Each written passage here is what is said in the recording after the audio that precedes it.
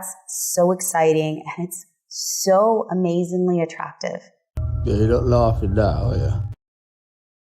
We are not laughing now, are we? We are laughing now. I tell you what, it's amazing. Although we got back to StreamYard, praise be to StreamYard, and we condemned OBS to the corners of the internet. Gamers, I think, use it. I'd signed into the wrong StreamYard account before, which was weird. I didn't have that video. I didn't have that little grift going. It just feels like I'm home. Mum, I'm home. It's me. It's Chris. My missus has got this thing. Well, I've got this thing, and she gets annoyed. If I achieve something with my hands, steady. This is not a family show. If I achieve something with my hands, I just look at them in wonder and awe, like. My mate came here, and he came to Cambodia, and he'd locked his passport, all his important stuff, his passport, all his debit cards, bank cards, all that, in the hotel safe. Now, I'll tell you now, those hotel safes, unless you're in like a decent, like 5-star hotel with a proper safe, not one of those little beep, beep, beep, beep, beep. You know, if someone wants to get in them, they're so easy to get into. I mean, there's enough videos on YouTube, but if you're a professional thief, you'll have learned anyway. You give me one of those safes, just off the top of my head.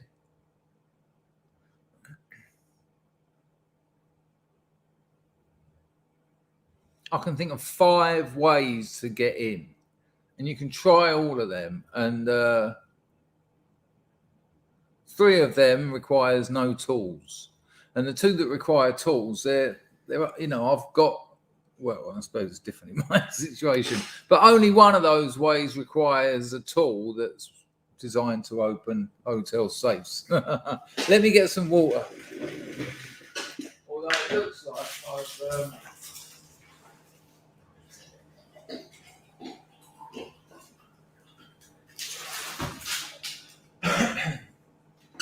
Right, first of all, special thank you to everyone watching this on the replay. I know it's not as much fun because it's a community-based situation, but if you are watching the replay, hey, all right, high 10. Yeah, nice of you to watch replays, because if it was just the people who watched it live, the numbers wouldn't be that good, and it's numbers and engagement. So leave some comments as well. That would be handy. That's what YouTube does. That's how it measures whether to promote you, if there's engagement. Now, the chat has an effect, but the comments really do. And because it's live, it's mainly chat, which is understandable. But drop a comment in here and there if you want, especially if you're not watching live. Let me know what you think. Let me know what you think about what we're talking about. Now, before we get into what we're going to talk about living, loving, learning as time goes by. And it's about the guts of this video will be a few of the things throughout my life that have made me think of mortality. But it's not going to be like a depressing, we're all going to die stream. Quite the opposite, actually. Hopefully it'll be quite a motivational stream. But before we get that far, let's say hello. I also want to thank Bill. Did I ever thank you for the where you? Yeah, you did, because you said that I blamed you for the OBS experiment. Sorry about that. But I also got an entropy while the stream wasn't active from Chris Holloway 99, $10 who said, "Hi Dangerfield, I'm gutted I missed the stream live. I'm glad you and Dan are doing well. I wish you both all the best." Thank you, Chris Holloway. I think I actually know what Chris that is as well. So really nice to know you watched it. Here we go. Art Noon, JP. Hello, Barrett. It's nice to see you. Space Hopper Mark. Feels like it's been a while, mate, but maybe not. Nick C's got 30 minutes. Oh, that was back then. So are you sitting down eating it now, or are you sitting down eating raw food, or you've forgotten it's burnt? I don't know.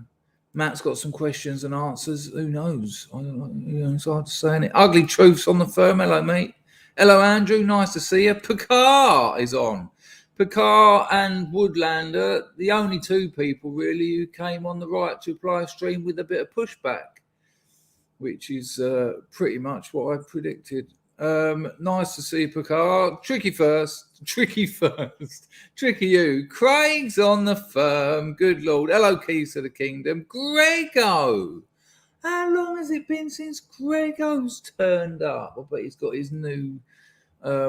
I forgot what they're called. I'll get back to it, though, Grego. Oh, don't worry. Speedos. I bet you got your new Speedos on, haven't you? Sitting down, cocktail, Speedos, domestic, Northern England, suburban rabbit hutch. I'm just suggesting. Otto's in. 14 gang. Remember the 37 gang? They were great. They were good stuff, weren't they? What did they do? Just cause problems for people and make a difficult situation worse for the minor celebrity they got in a tiny corner of the internet? Sure, that must have been very rewarding for them. The boy Cray is absolutely there. No, there is problems with that sort of stuff. People told me that people are getting their Rags got on one of his many accounts banned, 24-hour ban for something he said in the chat. I think it was a chat. It might have been a comment on a video, but I think he said it was something in the chat. Yeah, a 24-hour ban for saying something in the chat. I mean, wow. So fast. This has all happened so fast. And I think really it had to be fast. You know, you can't pull tricks like the current authoritarian dictatorships are pulling unless if you do it. I suppose the preparation, the demoralization has been going on for decades. Essentially, since Western Europe was weakened by the Second World War, I'd say. America was kind of strengthened financially with the war economy of the end of the Second World War, whereas Western Europe was in all sorts of trouble, and that was the time to attack. Kind of weird how that sort of, it really gave, it sort of paved the way for the Cold War. It paved the way, everyone talks about it. It's an amazing turnout if you look at it. And, obviously there's many ways to look at these things. But you talk about the Second World War, you ask anyone who's ourish generation-ish, and it will be, it was about the English stopping the Nazis. The English stopping the Nazis. But the upshot, which is intentionally tenuous, because I'm talking about like a 30 or 25 to 35 year continuation. What it ended up being about was communism versus the world. That, when they started dividing up Germany and things like that, you're sort of like, well, hang on a minute, this is something quite different. You can. I think there might be an analogy in like a riot. Something happens and people start fighting, and then there's other fights, and then someone misses with their petrol bomb and it hits a car, and the geezer who owns the car goes in and gets out his shotty and comes, and then finally Kyle Rittenhouse is running down the road. Now and shooting a couple of people and evaporating someone's arm. I'm not laughing at that. I'm laughing at the language. God, that's where we are now. Can't even risk a titter. Oh, I didn't mean to say titter then, by the way. That was intentional. But the situation was the Carl Rittenhouse situation, but you can trace it back. It's like the old butterfly wings chaos thing. Yeah.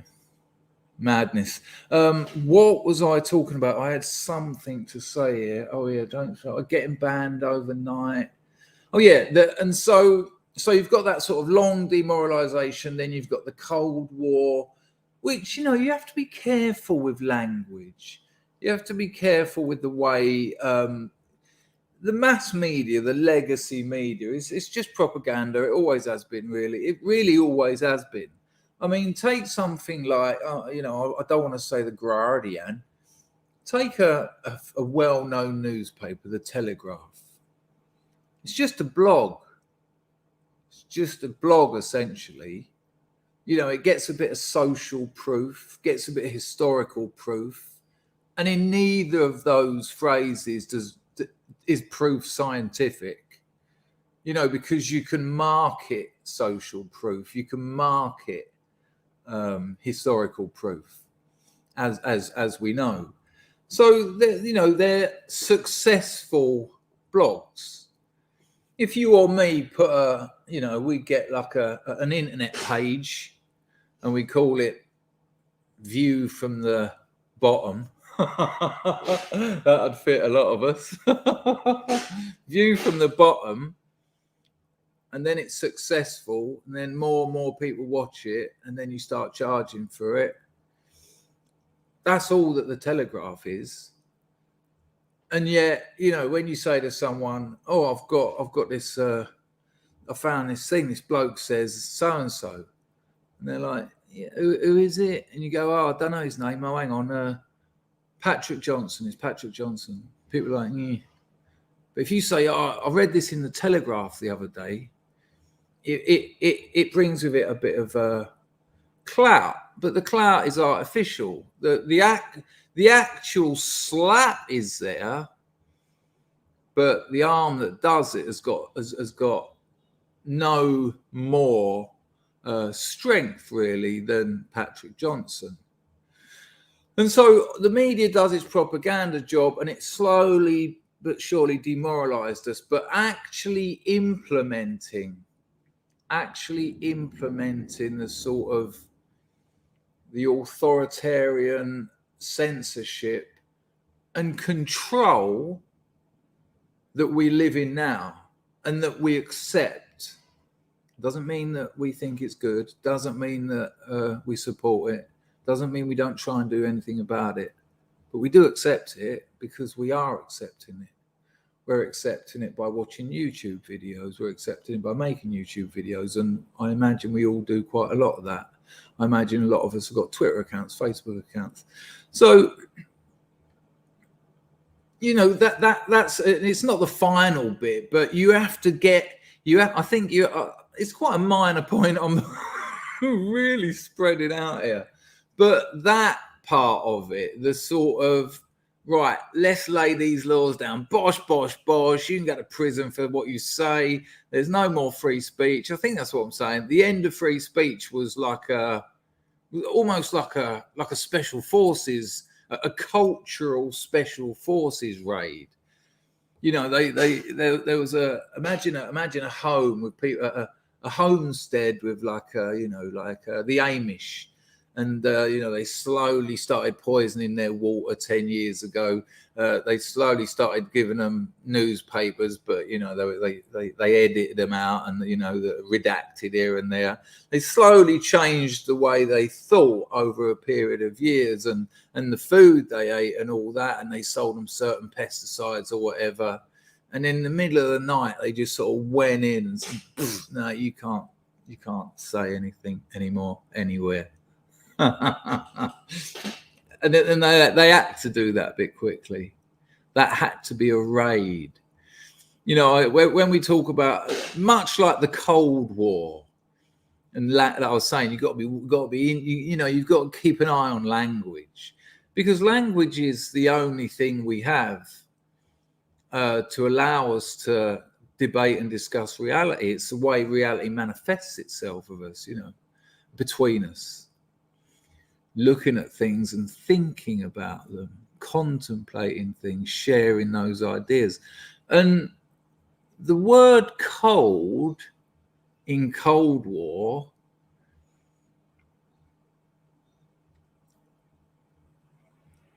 I'm not sure building up two absolutely massive nuclear arsenals feels cold.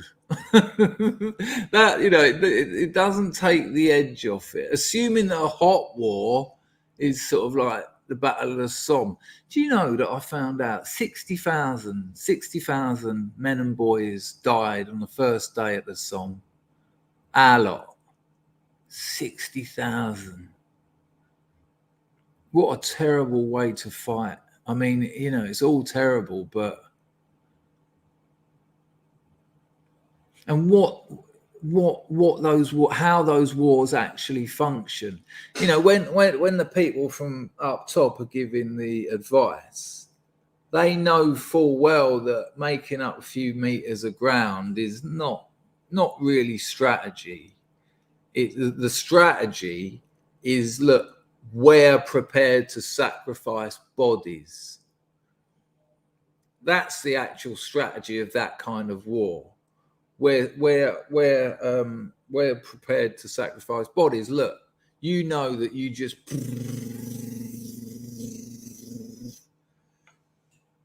and we'll do it again, and we'll do it again, and we'll do it again. I think the Cold War is better described, is better named, labeled war.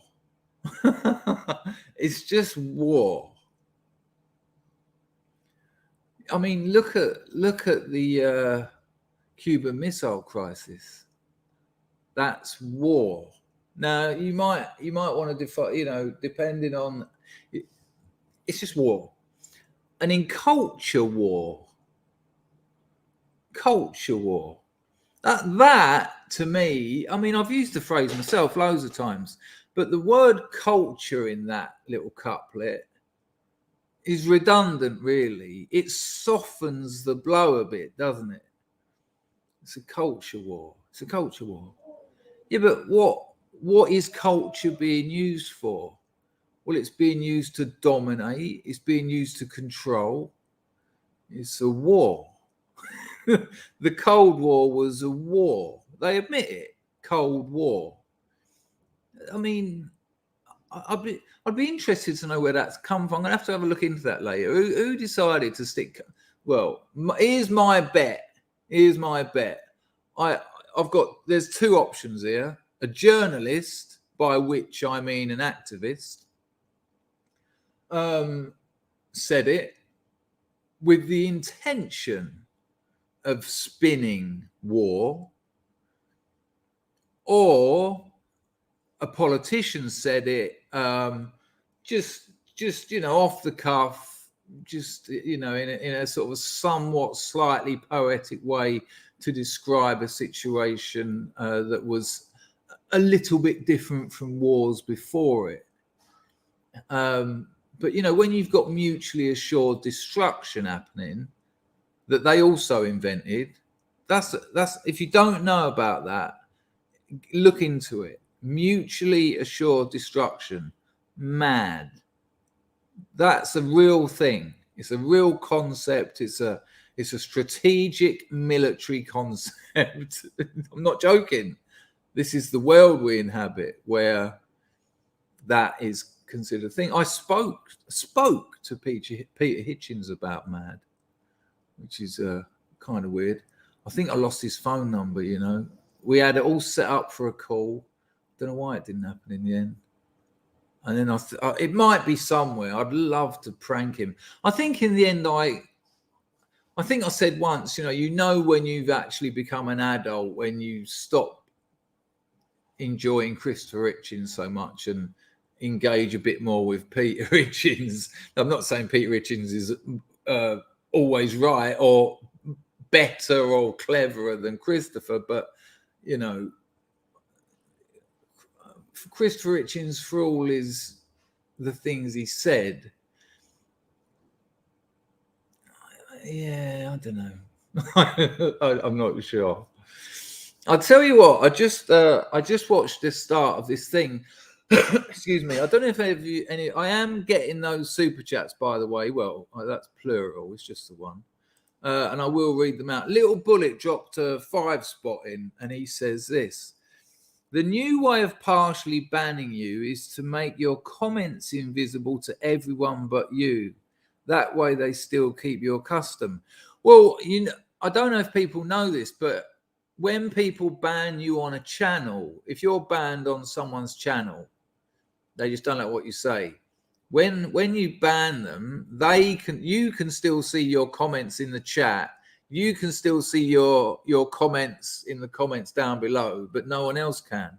So when you type something, go, I can't believe you're still going on about this nonsense, and you press enter, you can see it, but no one else can. So are you suggesting that YouTube are actually doing that now? I'll have to have a look into that. Nice one, Bullet. Nice to see you as well. People, you can keep the grease of the Scrubs cogs going. Entropy's up there. Donate by Entropy up there. Super chats down there. They are appreciated. It's 1:30 in the morning here, and I've been grafting all day. You might notice I'm a little bit my voice is a bit Monday's a darkness in e-commerce, because you take the weekend off because it's traditional and it's the weekend, but you don't really stop. I was talking to Mousecat briefly about this yesterday, about entrepreneurs, and interestingly, I think it was Harry talking about it on this channel, or someone. It might have been Packer. But, when you build your own house, if you're going to build your own house, you'll make it amazing, because this is the house for you and your family. And you'll work, 20 hours a day. You'll be working till your fingers are falling off, because it's your house and it's important to you. But when it's just some flat on a housing estate and you're making these things, you're doing the plastering for them, or the carpeting, or putting in kitchens, and it's the 100th one you've done that year, you will work as little as possible doing the lowest quality job and workmanship you can get away with. Now, interestingly, it's not just a Marxist idea, but Marx calls that alienation from labour, and it makes sense. If you're alienated from the object of your work, you're just not going to make as much effort for it. Ironically, communism is, rather than being the solution,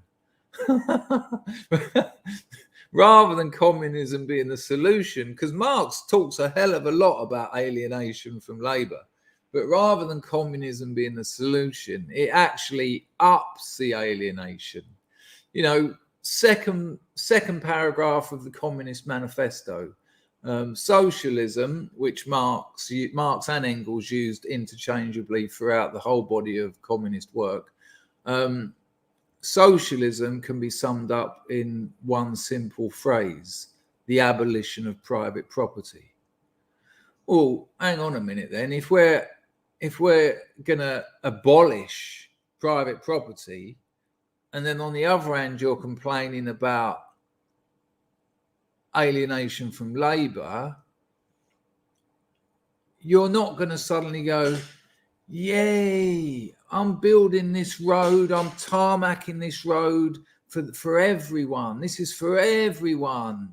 And as you're doing it, as you're smashing down that bitumen, you're thinking, I ain't got a motor though. Those larders ain't. They're not the best motors. I don't do a lot of driving really. I've only got one kid, and not really. Abolishing private property. It's so the level of contradiction is so banal. as a formula to compensate for the alienation from your object of labor is, Marx was a very, very clever person. Marx wrote more than just about economics. Marx wrote more than just about communism. Marx wrote some fascinating texts about all sorts of things: religion, art, literature, and not always from a communist point of view, just from using his dialectical method. But he made some incredible contradictions. Thank you for those donations. I will look at that. Chrissy's dropped a 2 in as well. Thank you, Chris. And Bullet's dropped another 5. You're holding the fort together, Bullet. I think their AI is doing it. The way to find out what YouTube's the way to find out is look for your comments on the same video using another browser to the browser you log in with. Yeah, or another account you might have. Nice one, Bullet. Here's how I know it is some kind of AI. Because, well, I don't know, is it AI? It's just computer processing it. Because when I got that demonetization and strike, I appealed it. And when I appealed it, they got back to me. They remonetized my channel. They took away the strike, and you know they don't. This isn't something YouTube hide though. They said to me, you still can't show that video, but it's not as bad as we thought.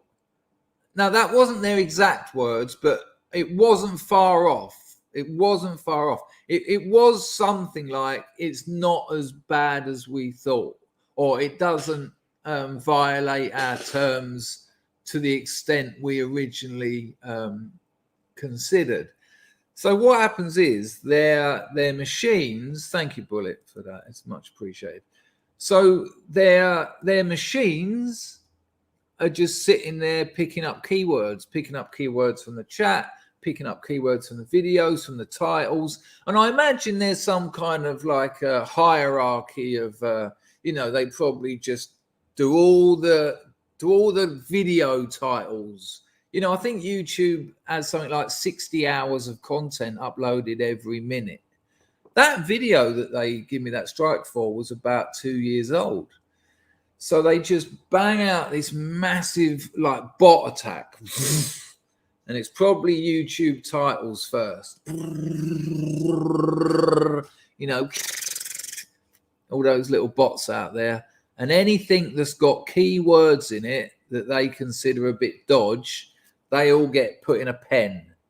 So we've now got 10 million videos whose titles, tags, and thumbnails, they can read text on thumbnails easy enough, has got, they've cordoned off that one search that might have taken like an hour of computer processing, penned off, I don't know what I said, let's say 100 million. And then they will go into the content and it will be the same. They will use voice recognition software, much like they do for when you subtitle it. You don't have to subtitle it. It can work it out for you. I don't know. I think if you're at home now, I think you can put the settings on and put on subtitles. I'm right there, I think, if someone could confirm. And then it sort of guesses what I'm saying. So out of that 100 million videos whose titles triggered their keyword sensor, then it's the videos. And you'll probably have some kind of matrix. How many times did this video use an offensive word? How many times did it mention some blah, blah, blah, blah, blah? And then if you hit a certain level, you get a strike and you get demonetized, and it makes all the decisions for you. A human hasn't been near it. And so when you appeal it, like when I spoke to YouTube, I was saying, I don't understand what terms of service I've breached, because it was something like glamorizing or fraternizing with a violent organization. To this day, I don't know what it is. I think they might just mean BitChute. I don't know. See, saying that will get me up, or ping a dinger on their AI ringer. And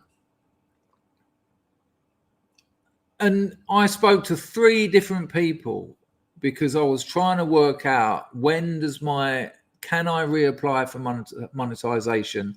When does the strike go? Is the strike and the demonetization connected? Because I got the strike email, and then about 10 minutes later, your channel has been demonetized. But no one could tell me if it was they were connected. But all 3 people I spoke to said, I think you should appeal the decision. That was after 2 hours, 2 or 3 hours talking with all of them. Appeal the decision was what they all said. And they didn't say because that'll be the first time a human watches it. And so that's what happened. A human then sat down and said, right, here we go. Can you imagine having that job?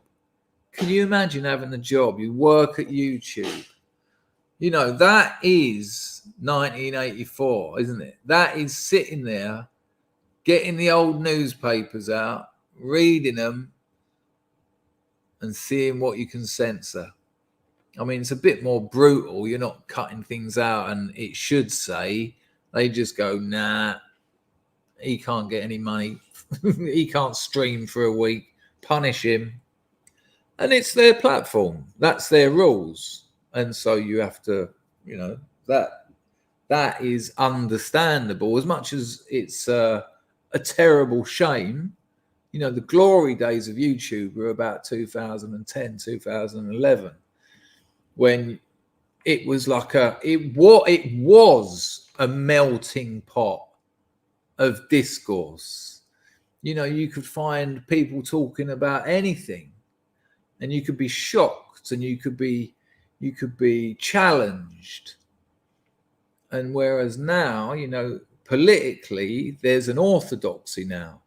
There's an orthodoxy. You can talk about certain things, but only, as we all know, up to a certain level, which is kind of hobbling you. You know, if you're a communist, if you're a Marxist, you could probably read the entire Communist Manifesto out. You could probably read all 3 volumes of Das Kapital and the 4th volume on surplus value. You could read the thesis on Feuerbach.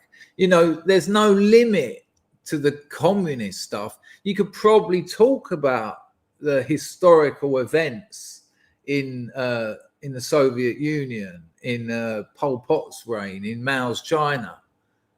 But on the right, there's limits, aren't there? So it's weird being put in that smaller pen because you're not supporting the orthodoxy. So it's kind of like Roland Barthes talked about an inoculation. It's a lovely little analogy.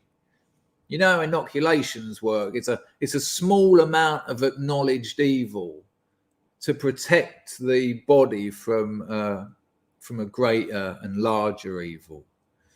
And that's kind of what happens. You're allowed to talk a little bit about it so that, you know, that functions like an inoculation, because no, you can talk about it. You know, we're inclusive. It's all about diversity. You know, we like different opinions. We like people having healthy debates, but we don't want people to get upset. We don't want them to get offended. We don't want this. And so, yeah, a peculiar situation.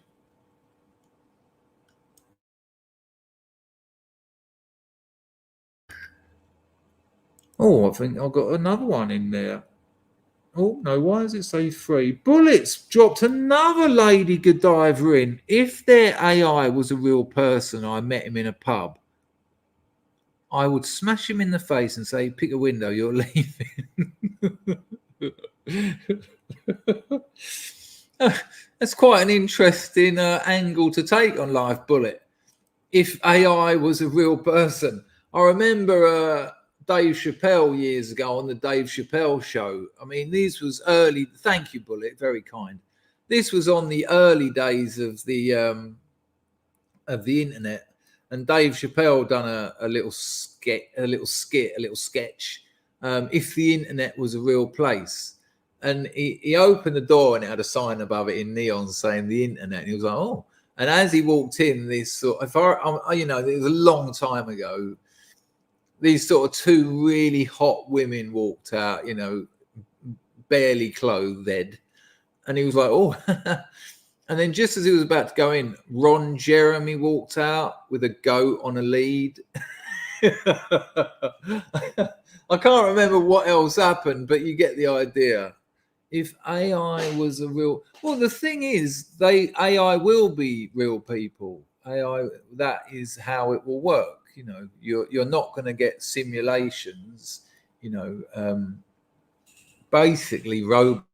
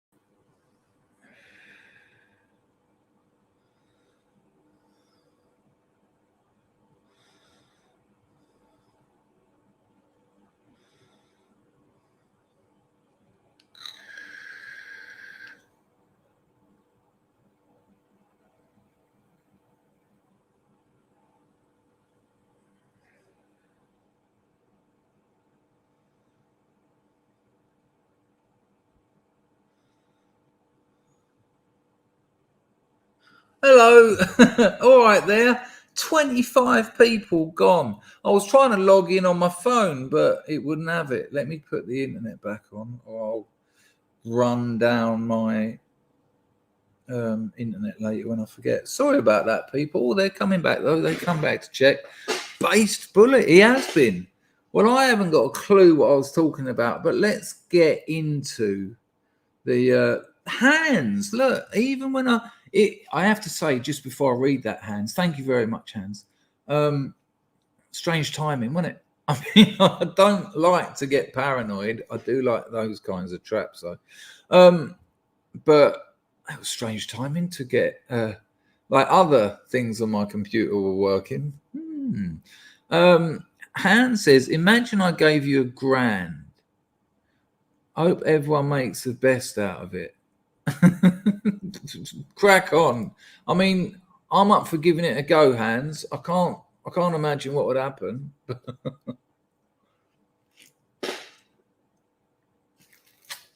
I'll tell you what, Lindsay, on the off chance you're reading this, I've sent you a couple of emails seeing if you're all right. Lindsay, spiritualized Lindsay, Earth Dangerfield calling spiritualized Lindsay. You seem to have gone right off the radar. I certainly hope you're all right. Yeah. I mean, I was talking to Lindsay, you know, a couple of emails a week for a very long time. Hello, Osmeister. How are you, son? Hello, Ludwig. The boy Cray. Vincent's in. Spooky coincidenzo. Pizzles on the 9%er. Hello, Wolfie. I got your message today. Nice one, mate. Hello, Matthew. Anyway, I will pick up with all the hellos. Hello, Mr. Singh VV. Lomax. Dinosaur trees. Amazing. Baron, stop playing with yourself. I was trying to load it up on my phone. I might do that in future. Get it on my phone ready for emergencies. Mike wins, people. I nearly had to listen to my own thoughts then. Awful. Hello, Paul Squire. How are you? I hope you're all right. Mr. Bontoft. Bontoft, I think you sent me an email. Hello, Keys of the Kingdom. Now, listen, I have now sent out the long-term investing ISA document I put together. I've now sent that out I think I'm on the 6th batch. I mean, that stream me and Dan and Hugh done, I think has had more than 6,000 views now. And every day, I haven't sent it out today's one. So if you've written to me and asked for it, don't worry. I'll wait till the end of the day. Like it's 1:45 in the morning now. And then I get all the emails. I blind carbon copy them so everyone else doesn't see your email, and I send it out. But I must have sent it out to 70, 80 people now, which I find really encouraging. Even if they don't invest, there's something about, okay, that sounds interesting. Let me have a look at it. There's links to videos on there as well. So it's a rabbit hole as well. It's not just my opinions. And I apologize now that I think 3 times in it, I say the value of your investments may go up as well as down. I'm not a professional financial advisor. I am an entertainer. And this is for, I am a performer. This is for entertainment value only. Essentially, it's gambling. But I have to say that because it would leave me open to all sorts of palaver I don't need to deal with. But it's very interesting while we're on that, and then we will get into the meats and guts of this channel. I just want to show you something. If you follow me on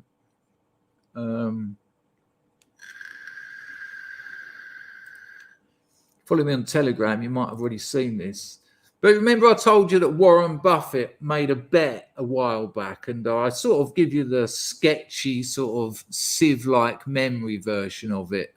And don't forget, listen, people, I'm finishing my new Substack short story. It's a very short one. It's dialogue-driven, not a lot of prose. It's mainly dialogue.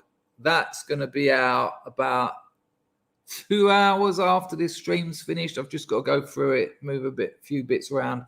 Subscribe to my Substack, link in the description. It's totally free, and you're going to get that new short story tonight. And it's interesting. It's a true story.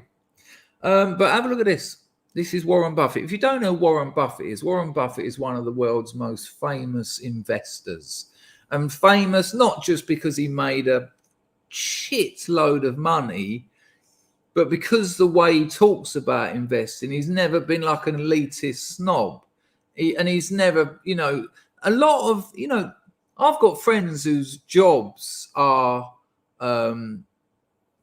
they're independent financial advisors.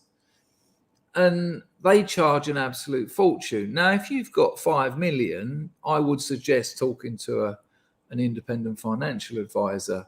But the likes of sort of hedge funds who you go to and say, I've got 100 grand I need to invest. They're going to charge you a fortune. And Warren Buffett made a bet, which I'll show you here. And he was basically talking about the power of indexes. I'm going to keep this really brief because I know a lot of you know it.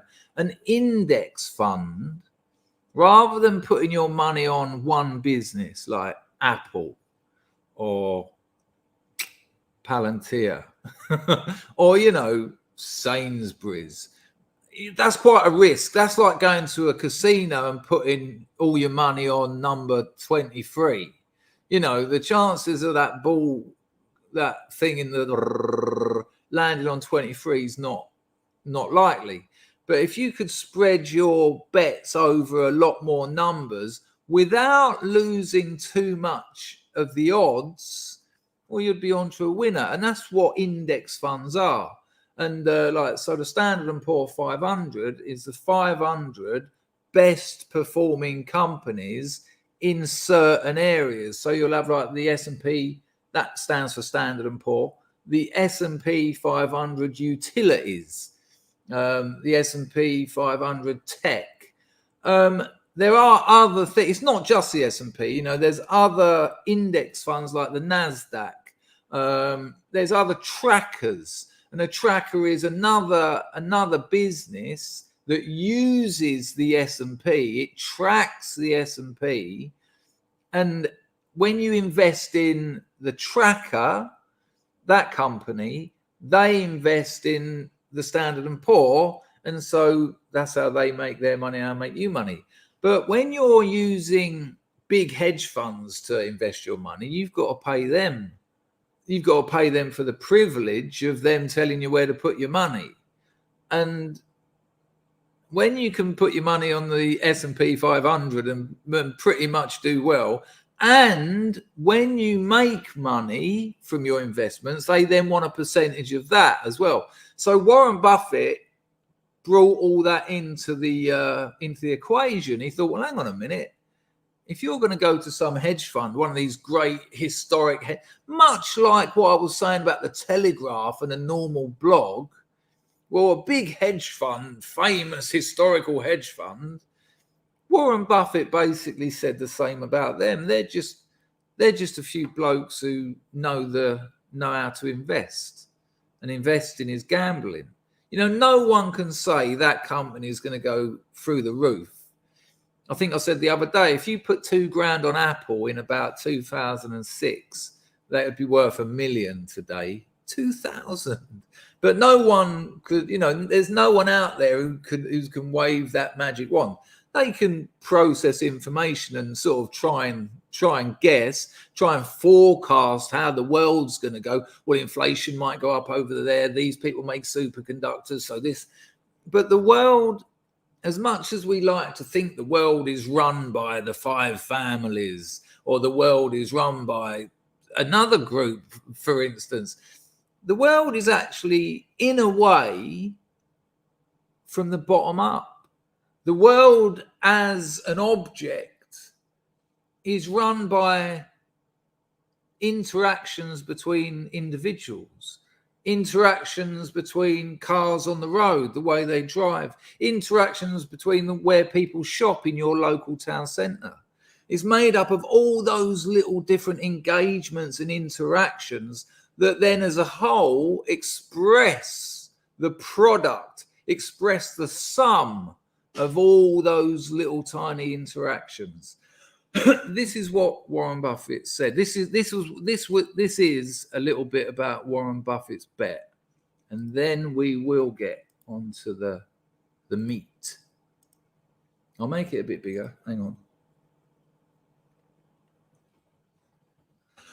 I think I can do a bit more than that. There you go. So the reason Buffett got famous, apart from generating absolute millions, was the way he approached it. He's like, in many ways, he's like, when I showed you that Russell Brand How to Meditate video, and it was Russell Brand going, breathe in, breathe out, let your chakra, feel the peace, feel the love. You are at one with the world, and relax. And it was just like, wow, is this meditation or is this listen to Russell Brand? And then I showed you that Buddha, and they are Buddhas. The Buddha didn't want to make Buddhists. He wanted to make Buddhas. And that Buddha says meditation is easy. It's just awareness. You can meditate anywhere. Just be aware. And you can, up your awareness game, and you're up in your meditation game. Now, obviously, if you're on a rush hour underground train, I can't remember what they're called. London Underground will do. You can still have awareness, But it's not going to be as easy as perhaps sitting down in a low lit room on your own, but you can still do it because there's different things to be aware of.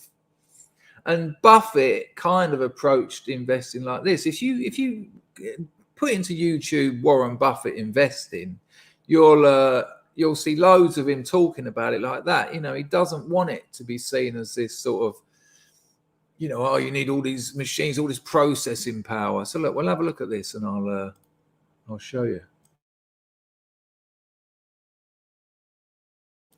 Now remember that these hedge funds are worth absolutely billions, right? They have made a fortune out of getting people to invest in them, getting people to put all their money with them, and then they reinvest that, and they yeah, blah blah blah. So anyway, in 2008, Buffett issued a challenge to the hedge fund industry, which in his view charged exorbitant fees that the fund's performance couldn't justify.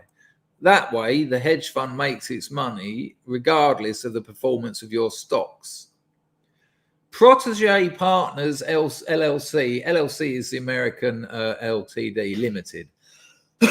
Protege Partners accepted, and the two parties placed $1 million bet. Buffett has won the bet, Ted Sides wrote in a Bloomberg op-ed in May. The Protege co-founder, who left the fund in 2015, conceded defeat ahead of the contents schedule wrap-up on December the 31st, 2017, writing, quote, "For all intents and purposes, the game is over. I lost." This is a multi-billion hedge fund. And Warren Buffett basically said, well, you'll see what he said here. Look. Buffett's ultimately successful contention was that, including fees, costs, and expenses, an S&P 500 index fund would outperform a hand-picked portfolio of hedge funds over 10 years. And that is key. You don't need 10 blokes who've been studying the markets for 30 years, have got the most sophisticated AI stocks processing power. You don't need all that. You don't need these people charging you millions to do it. You don't need to be paying them commission. You don't need the costs of fees and the expenses, because the S&P 500 does it all for you. It's already got the top 500 performing businesses in that sector. And, you know, it's not just there are, what's the words? You've got to pass there's certain things your business has got to do to get in the 500 index. So Warren Buffett said that an S&P index would outperform a hand. So they were there with all their knowledge and all their computers, and they were like, and Buffett said to them, I'll say to you that an S&P 500 index will outperform you over a 10-year period. And for a while, no one took him on. None of the hedge funds, they knew he was right. And it really damaged the hedge fund industry, because it was like, well, hang on, why is no one taking him on? Why does no one want that free $1 million? Is it because you can actually just back the S&P and outperform top hedge funds? Yes. And then so when this one bloke did do it, they gave up.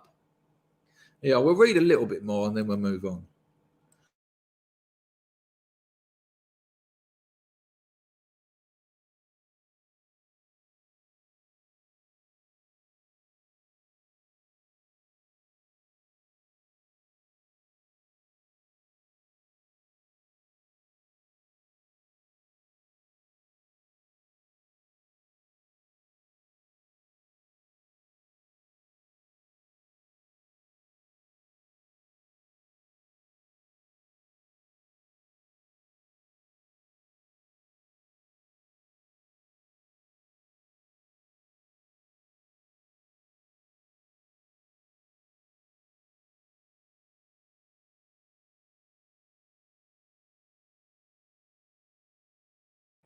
How long have I been muted?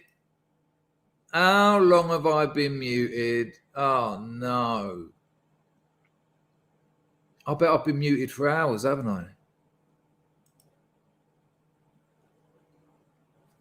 Can someone tell me how long? Because that is awful.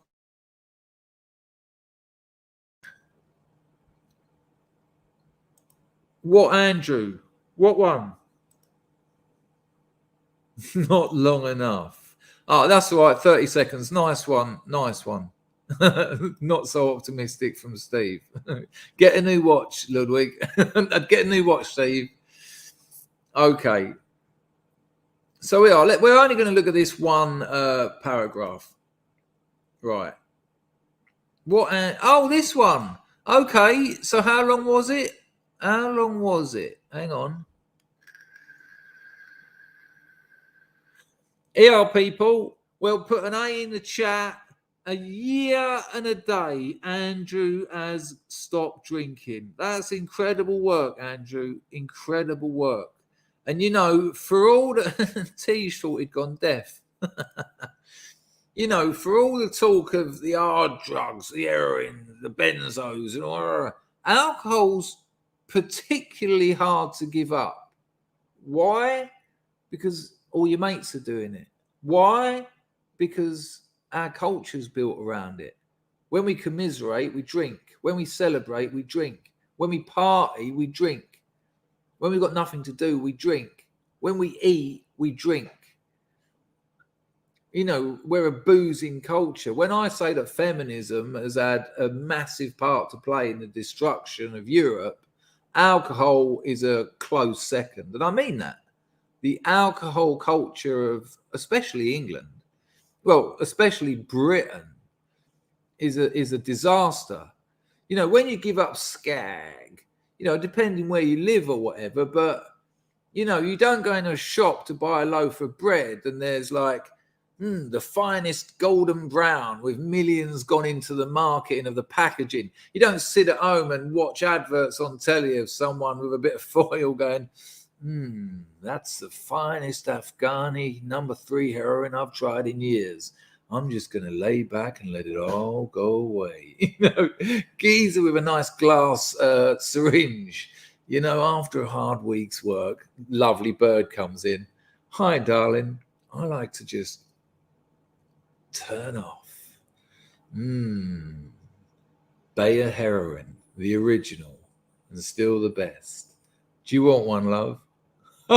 Not one of those. But alcohol's everywhere. It's just pushed at you.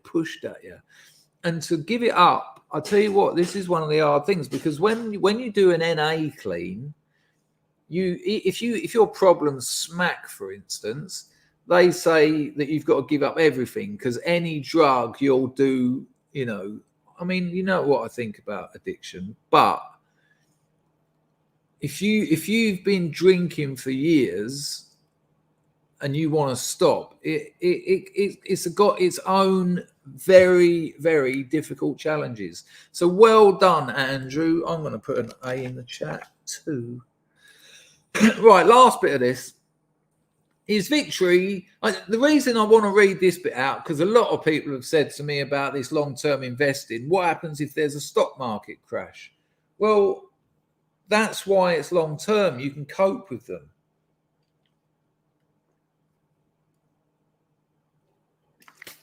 Matt nails it. Booze is an introvert's friend when they're young and going to parties. Not so much when they're older and not going to parties. You've absolutely nailed it. When you're like 15 and you're scared of women and you can't talk around your mates, get that vodka down, you're suddenly, smashing windows, causing trouble, going up to girls, and you keep doing it because it's a solution. You know, drink and drugs are a solution to a lot of problems that people go through through puberty, through teenage years. You know, if you've got, we all have a certain amount of trauma. You know, it's not just the abused. You know, growing up is traumatic. As a child, you realize you're going to cark it. As a child, you suddenly find out about death. We'll get onto that in a minute, but not in a negative way. It's quite traumatic. And then when your body starts changing and your voice changes and you start growing hairs and all sorts of weird things happen, and you fall in love with that girl and you think, I love her so much, I can't stop thinking about her. I can't stop thinking about her. And when you finally get the bottle to go up to and go, I wrote you this poem, and then the next day you walk into school and she walks past you with her mates and you just go, hello. And as they get past you, they go,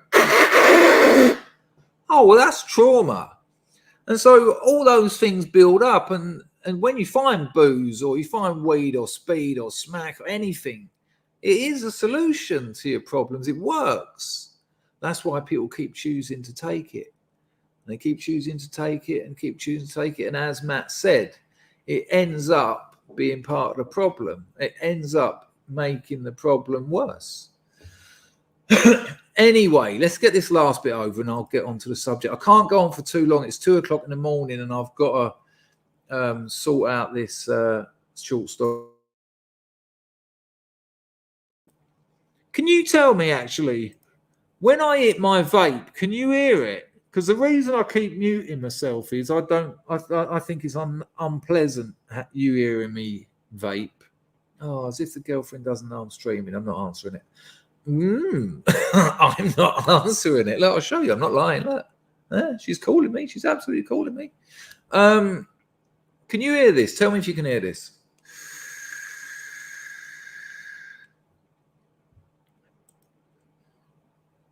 Cocker-Tarleton says, yes, so you can hear when I vape. Okay, so I will keep muting it though. Okay. All right. But that's why I keep muting myself, because I forget to get shot of it. Right, check it out. Hello, Yiz. Yiz says, I haven't been able to be here live for a while. Miss y'all. You're the only person I know in the world who can get away with saying y'all. Hello, October. October says it doesn't matter, though. Yeah, Space of a Mark said that as well. Well, because it's not nice, is it? I don't know. I'll try and keep it down. I'll try not to do... I don't like doing that anyway.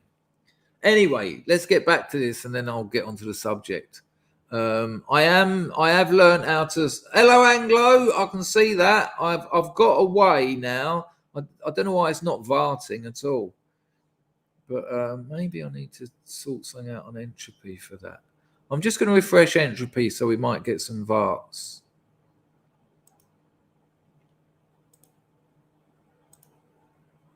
But then you can't hear the varts, can you? Or maybe you will. I don't bloody know. I don't know these newfangled modern computers.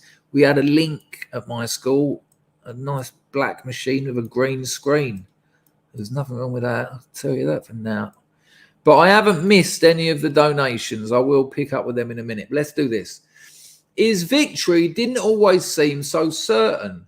Not long after the wager started on January the 1st, 2008, the market tanked and the hedge funds were able to show off their strong suit, hedging. Buffett's index fund lost 37% of its value, right? So he'd put his money into the S&P and it lost 37%. So for 100 quid, he lost 37 quid, right? That's pretty brutal.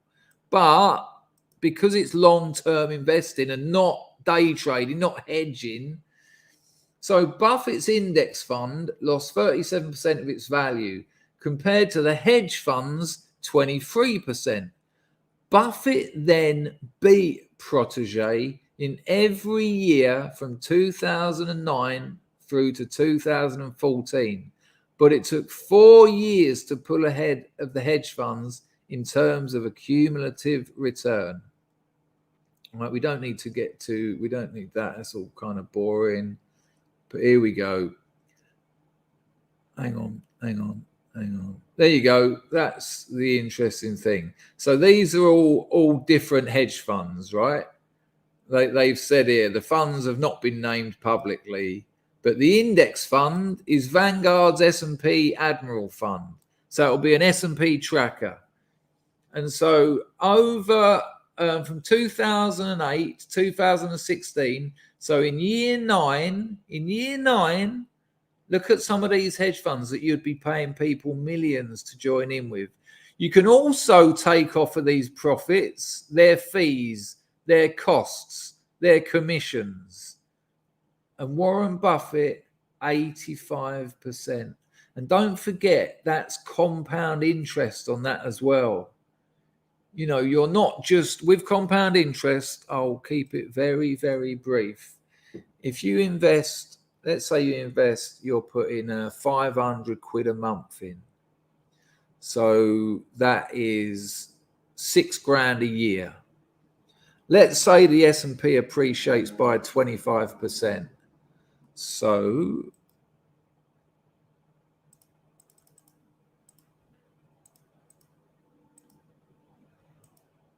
you've made £1,500 tax-free. In England, you can invest up to 20,000 tax-free. In America, I don't know what it's called. It's called something like a T24 or something. It's similar to the ISA, but it's more like a retirement fund. So you can't take the money out, but I think you don't pay capital gains on it. I only found this out recently because people had asked, and I don't really know the American situation, but I'm sure you do if you know anything about that.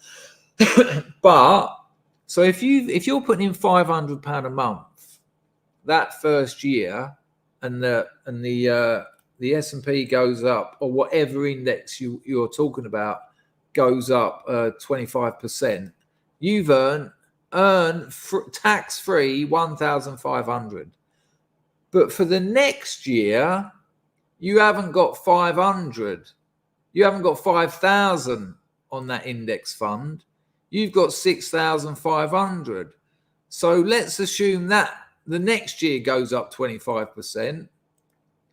You've now got 8,125 because you're getting 25% of your initial investment plus what it appreciated. And so that's compound interest. You know, you're not only getting interest on your initial investment, you're getting interest on your initial investment and then the appreciation. If you want the forms, if you want my little document, chris@chrisdangerfield.com, and in the subject, just put something like indexes or, investment sheet or something. Right. It's been really encouraging, the amount of people who've asked for it. The dual-faced monkey said, someone in Cambodia wants to peace up. Interesting kid. What? They want a weapon? Shouldn't be too difficult, but no need for one. It's safe as ours is. You might get your phone nicked if you stand by the road with it in your hand, but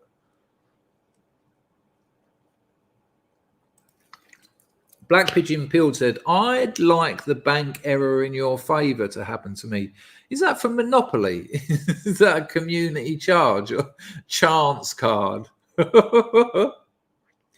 Well, not all index funds are good at paying out dividends. I mean, I get emails from my FREETRADE saying, you've got a dividend payment from your NASDAQ investment. And there's a big list of numbers, and it's like, and at the bottom it says net dividend 0.02 pence. Yeah, but I have had the occasional dividend of like 30 quid, and that's just out of the blue. So sweet, nice. And that's, I don't take that out now. And then I could talk about this all day, but I won't. Right, excuse me. Nigel Bontoft says, index, if you love me, give me a sign. I haven't got a clue what that means, but I kind of like it. I mean, look at that. Mike, is that even going to keep up with inflation? You know, hang on, let me put some numbers in.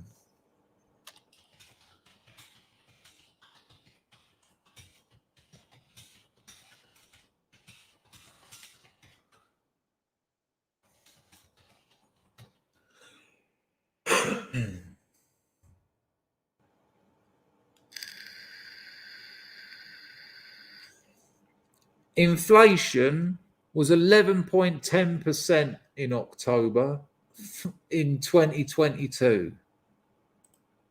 Good Lord. That can't be right. No, it is. Yeah, I just think it's awful. It's awful. And you've got an ISA stocks and shares, and you've got an ISA savings account. And if you go to your bank and say, "Oh, I've heard about these ISAs," they say, "Yeah, we advise you to do the savings account because they make more money out of that and don't have to do anything." Anyway, so I want to tell you something that happened to me when I was a youngster. This isn't a nasty story, and I'd like a one in the chat. Years, I would have bet on that. I would have put all my money into you doing that. That's your thing. You come in, out. It's all right though. Absolutely free to come and go as you will. Ludwig bought 25 litres of Tipex. Hello, Nyanthos. How are you, son?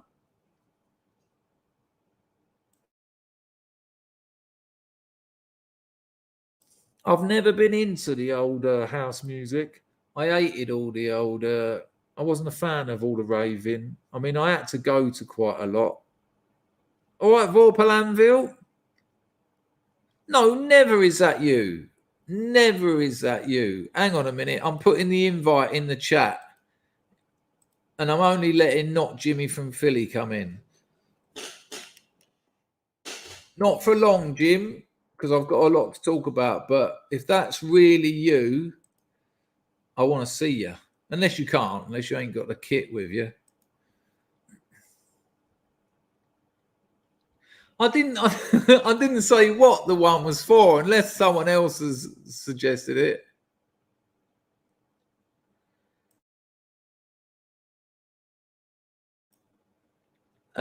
You're not locking the yield in. Oh, I suppose you are. I don't know anything about bonds. This is why the long-term investment of indexes suits me, because I haven't had to study all this.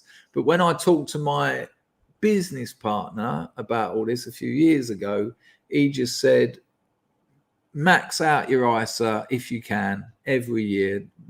Get frugal, stop wasting money on clothes and expensive takeaways and the exorbitant rents, and just chuck whatever you can in your ISA. S&P 500, all the trackers, S&Ps. And that's what I've done, and it's working out for me. And I'm going to leave it there, hopefully, for another 10 years.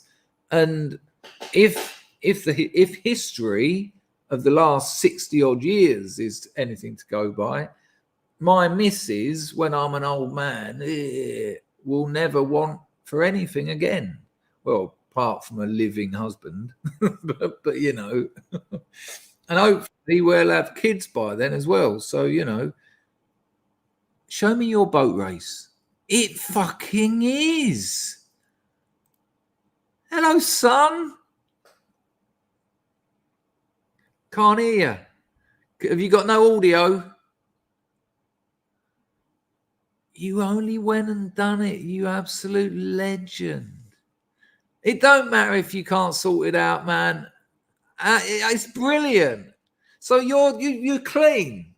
You're going to have to do sign languages. So no boozing, no benzos. No, all right, yeah. Amazing. We're celebrating Andrew's year as well. There you go. He graduated. They give him the old certificate. Yeah. Oh, amazing. I believe you. That's better, yeah. There you go. He has, yeah. Amazing where change begins. And I know that must have been very hard for you, because you've done it a few times, and it does get harder because you have to sit for all that shit that you've been there a few times. It's a shame we can't hear you, but bless you, man. Bless you. How you feeling? Yeah. I mean, you've made the first step now to change your life for the better. I bet you're looking back over the last couple of years thinking, what the fuck has been going on? The old baseball bat. Do you remember that? Remember the whippets? Hey, I got to do 6 of these fucking things now just to get the hit of 1. So you can get that sorted out. Get a nice gold one in there, Jim. Yeah. All right, mate. Listen, I'm sure you'll sort out your audio at some point. Really, congratulations. Big J in the chat for Jimmy, people. Well done, man. I know that ain't easy. Well done. Congratulations. Cheers, Jim. Good Lord, people. Like, Jim has sponsored people. You know, he knows the way I hear him talk about AA and NA, he knows the literature inside out. And like me, he's done it a few times. And to have the humility to think, I need some help. That's mainly what it is. You know, I don't believe in addiction as a disease. You know, I don't believe in mental illnesses. But as humans, again, this isn't by accident. We've been told not to ask for help. You know, I am seeing the donations, by the way, people, because I've sorted it out so that I will. So I will read them. But we've been told that asking for help is weak. But asking for help is strength, because when we work together, we're stronger. And people who, you know, they get problems with drink and drugs or behaviors, whatever it is, to actually one day go, you know what? I've been saying I'm going to cut down and stop for 10 years now. And it is like that. I've met people, and this isn't a weird, anomalous person here or there. This is the majority of them. They got into a drug or a drink when they're in their early 20s, and they realised it was a problem for them, that it was making their lives unmanageable, and they were lying to their loved ones. They weren't spending money on their family. They were losing their children and their wives and their husbands and their friends, and they ended up just sitting in a room on their own smoking crack or just on the vodka, you know, just animal life, not showering or bathing for months on end. Seriously, you'll be surprised, people, you know, how they actually live. It becomes animalistic. And one day and these people have all said, right, this year I'm going to cut down and stop. And then the next year I'm going to cut down and stop all this. And before they know it, they're 40. And they're like, hang on a minute. My life was going really well. I had a couple of kids. I had that nice big house in Cambridge. I had a couple of businesses on the go. And now I just hang around in like this little bedsit with a couple of crackheads that come around occasionally and steal my money. Yeah. And they're like, where's my life gone? You only get one life. And they've just lost 20 years of it. And to stand up one day and go, right, I need help. I need some help with this. I need the help of people who know what it's like to continually make bad decisions, bad choices. And to walk into a treatment centres are fucking hard. Excuse my French. I have seen, again, you know, probably in my 20-odd rehab career, I've probably seen about 10 people who went to court for some misdemeanor, or, you know, some possession or something, or possession with intent to supply, ABH, you know, you standard junkie shit and drinker shit. And the judge has said, you know, you can do 90 days locked up, or you can go to rehab and we'll pay for it. And the junkie or the alkie or whatever thinks, absolute touch, I'm going to rehab. Oh, it'll be amazing. There'll be some nice birds there. Sit around drinking tea. And a week into rehab, they're on the phone. I want to go to prison. I'm not joking. It's intense. You know, you're looking at usually at least 8 weeks for rehab. Detox, 3-4 weeks, but you leave there feeling like shit. But a rehab, at least 8 weeks, sometimes a year. And you wake up 9 o'clock in the morning. You have to go and do a meditation from the book. Someone reads out that just for today. When we were using, we were selfish people. We cared about nothing but our drug of choice. Now we are trying to get clean. We are going to wake up and say, how can I help someone else today? And you're sitting there rattling your fillings loose, thinking, fuck off. Fuck off. I just want some smacks so badly. and then after that, 10-minute break, cup of tea. Just by the time it's cool enough to drink, they're like, come on. And you're like, I haven't had my tea yet. They go, this ain't a social club, Dangerfield. Get in the room. And then you get in there and you just think, oh, fucking hell, here we go. 2 hours of group therapy. And group therapy, let me tell you what group therapy, and I tell you what, I have got absolute faith in group therapy. In Freudian psychotherapy, in psychotherapy, there's a thing called transference, where in the case of one-on-one therapy, the therapist, you transfer your traumas and your miscommunications or whatever from your parent to the therapist. So you get to work it out. So if you've got problems, mother issues, you get a female therapist and she kind of takes the place of your mother. And you get, and it's almost, Carl Jung will tell you this all day long, but it's a very spiritual thing to build up trust in someone who understands you and who you can talk to. And that's why you go there giving it the big one and you start crying in about 10 minutes. But group therapy, the actual group becomes your home, your childhood home environment. And when you've got 20 people in a group room, it's usually about 15, 20, someone in that room will be just like your brother who you hated, or just like your sister who you hated, or just like your stepdad who done dirty things, or just like your mother who ignored you because, they put all their time on your sister. There'll be people like them, and they will bring out those things. And it is so intense, painful as hell. No one walks out. There's a classic joke around rehabs where you're about to tell someone that they're an arsehole. You're about to accuse someone of being a liar. You're about to accuse someone of being selfish and grandiose. And the line is, and anyone here who's been to rehab, and I know there's a few of you, and Jim, obviously, there's this little line that you say beforehand where you say, someone's just read out their life story, right? In rehab, you have to read out your life story, and it's a page per year. So when I went in at 35 pages, my one was like a novel, man. Everyone was loving it. Half of them can't even write. It's sort of like, then I went out, then my mum kicked me out. I lived on the street. I ate from bins. I got septicemia. I went to prison. My one was like, started working for this scouse firm. 4 blokes. Cheeky Steve, big... It's just ridiculous.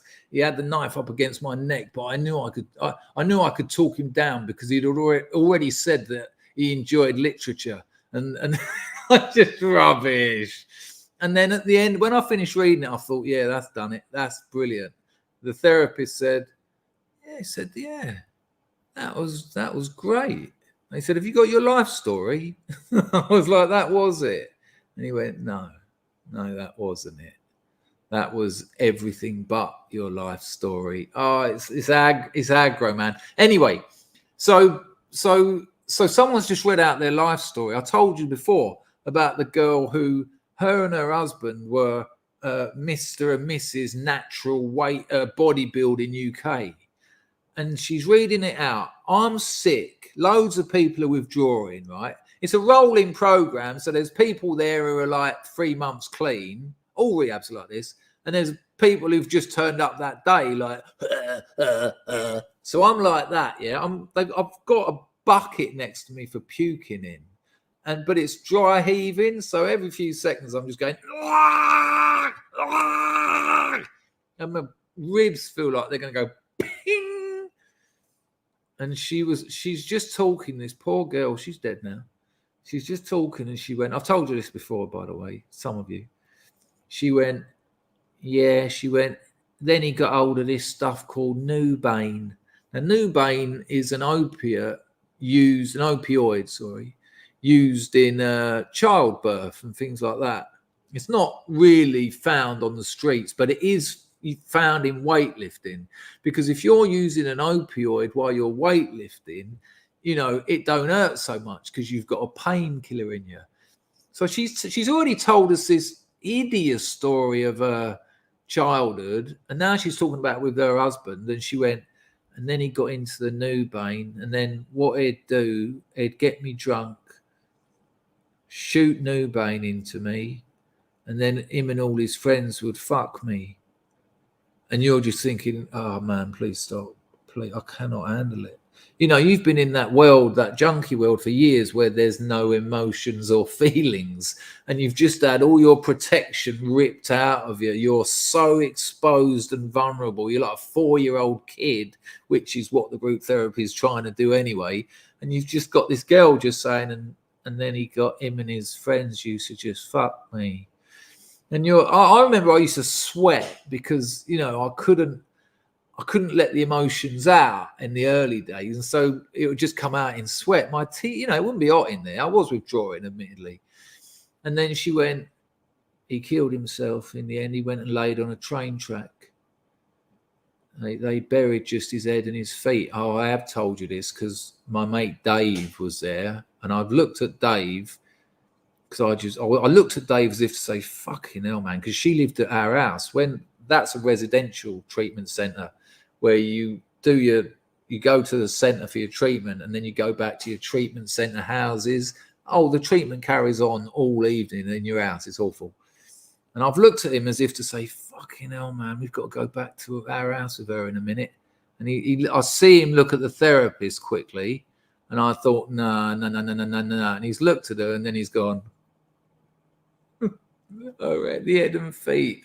And I was just, and you laugh because just to get it, you can't cope with it. And yeah, the therapist said to me, you're only laughing because you're nervous. And I said, well, you're only having a go at me because I'm nervous then. And I'd suggest everyone in here is a bit nervous when you hear that story. Anyway, the point being, when you're going to accuse someone of lying or being grandiose or all the things that, drug users do, you preface it with, this comes from a loving place. But, and I've literally seen people go, this comes from a loving place, but you're the biggest cunt I've ever met. I've literally heard someone say that. And it's amazing. It's amazing once your detox is over, because now you're like, I'm halfway through. I'm feeling myself again. I've done it. If you can survive the physical withdrawal, the next 3 weeks are actually quite a laugh. Seriously. It can still be a bit heavy. But when you're in that situation, you're sitting there and you just out the blue. And the geezer that says that has only walked in that day. So you've got 4 weeks knowledge of the person he says it to, and this new street alcoholic goes, this comes from a loving place, but you're the biggest cunt I've ever met. And the therapist tries to sort of rationalize. I goes, okay, and the geezer goes, what? And you think, here we go.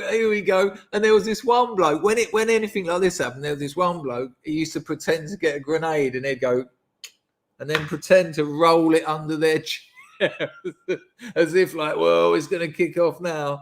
And the therapist would say, okay, John, I realise you are new here, but we try and use language that is supportive and helps us with our problems.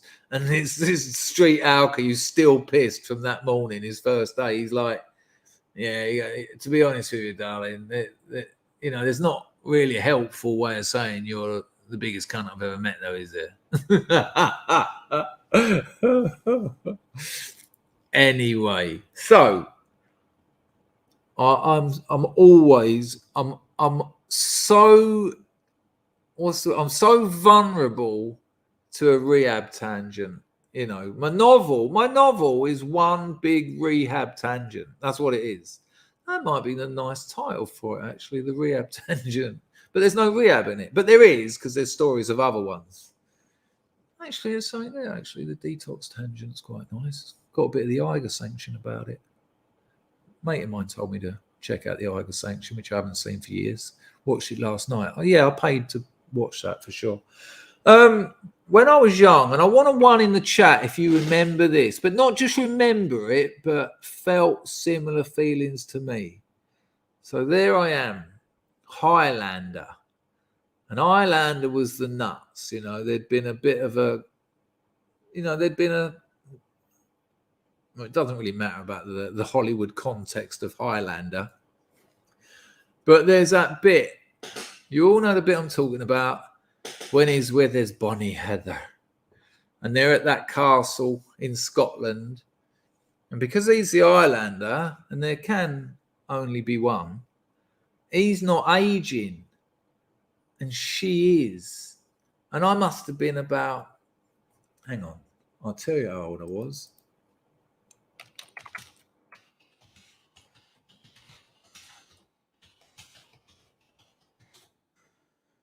'86. I was 14. And I didn't go through puberty till I was 15. I was having a right state, man, because all my mates had moustaches and like, oh, hello, Chris. I was like, all right. I remember I was going out with this girl called Sam Reynolds, and she had the most beautiful heaving breasts. And I couldn't wait to get every part of my body on them. I wanted to be consumed by them. I wanted to get back to the womb via Sam's ripe, gorgeous bronze and orbs. And I remember my mate Matt, who was now like, you know, he's coming on this channel. He's a Kook Sol Kwok teacher. Anyone know what that one is? Kwok Sol Kwok. It's something like Suck Cock Crawl or something, but he's like a master in it now. But then he was ripped to pieces. He was only like 14 and he was amazing. Anyway, he said to me, he said, have you, you know, yeah. And I said to him, I said, no, I'm going to wait till I've got some pubic hair till we do any of that sort of thing, because that'll be a bit embarrassing. Thankfully, I finished with her because she'd have been waiting about a year and a half. But so there's that scene where she's getting old and she's an old woman. And if I remember rightly, I think she dies in his arms. I just died in your arms tonight. And he's like, oh, my Bonnie Heather, in that weird French, Scottish accent the Highlander had. And I watched it and I remember I thought that has got to be one of the most painful things to ever experience. You know, your love object. Give us a 1 if you felt this when you saw that scene. Your love object is getting older and older, and you're not. And it's not just the aging, it's the fact that there's not going to be, you know, ideally, as a couple, a loving couple, ideally, there's going to be a few years between your deaths.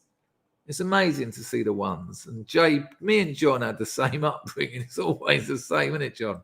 Hello, Brian. How are you, son? And I watched it and I was, you know, tears in my eyes. And I thought, what a horrible thing to happen. But this is when it got realistic. Hello, Arklow. This is when it got realistic, because as I, you know, I can't really remember the next half hour of that movie. I can now because I've seen it a few times. You know, I've matured.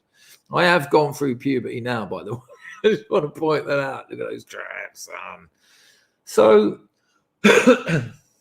well, it's interesting, isn't it? It's in the situation in which I find myself now. I often think about that's quite sad for my missus. She's going to see me get old, and she'll be about 13 by the time I die.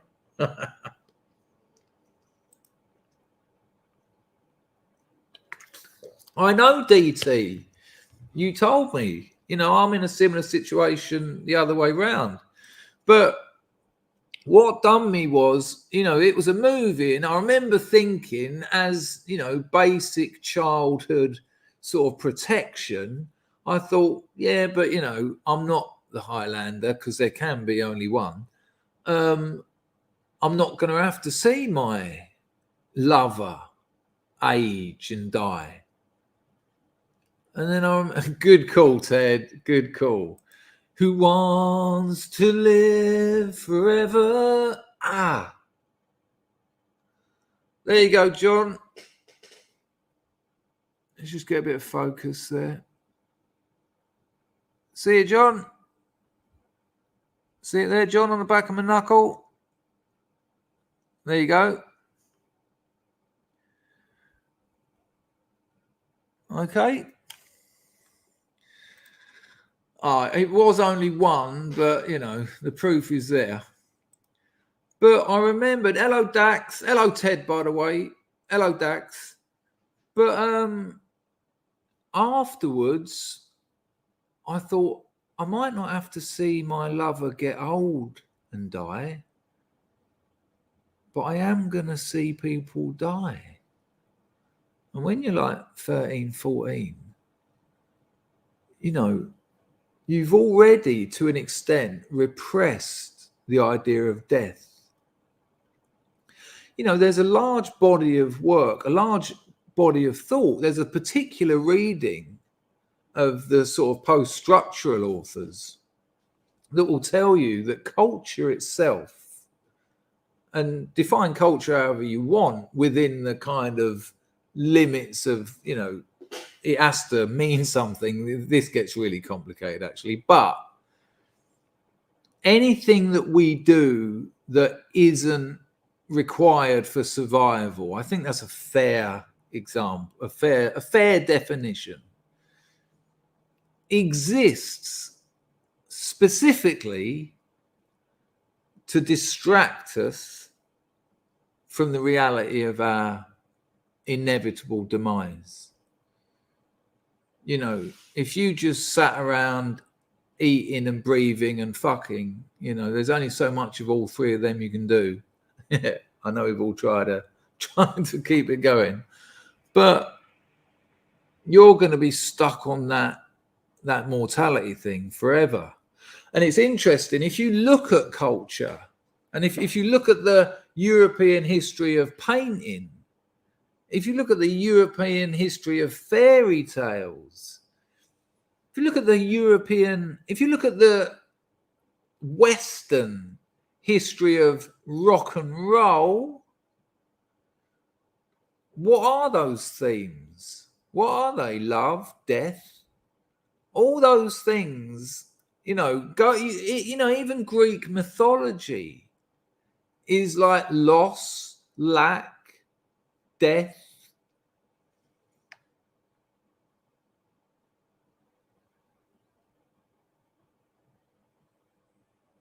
It's incredible, really, because then that culture that exists to distract you from the fact that it's all over soon, it's kind of when one of the estate agents, I didn't want to see the photos of my mother's house emptied, and I got an email from one of the estate agents, and I thought, oh, more solicitors. Opened it, and there were photos to show us that they'd emptied the house. And I saw the house that I grew up in, that I'd washed up back to 4 or 5 times as an adult, because my mother would always be there when I fell on hard times. I just thought, look at that. My mother and father were born. They grew up, they went to school, they done all the things, not all the things, but some of the things, regardless of the technology, the basics are the same, aren't they? They had a couple of kids, got jobs. Mum was an housewife. kids fucked off and they died. Their house was emptied, incinerated probably, all that stuff. 50, 60 years of stuff incinerated. Antiques sold to antique shops for less money than the petrol down there. Stamp album, apparently, we're getting about 40 quid for. My mother always used to say, don't forget, when I cark it, sell that stamp album. She'd been collecting stamps for decades. Get those first day covers in. It's worth about 40 quid. You know, that's another lie. Get those working class people buying stamps. First day covers. You know how many stamps they make when they make a new load of stamps? Millions. Obviously. You know, you've got to go some to have a valuable stamp collection. They make millions of them. And then that life is over. Just, you know, I was talking, I've had a little bit of backwards and forwards with Woodlander, and he's not here to, you know, put his point across. So I won't go into it in too much detail. But, you know, one of the things I said to him was a couple of the comments in that video about England being over.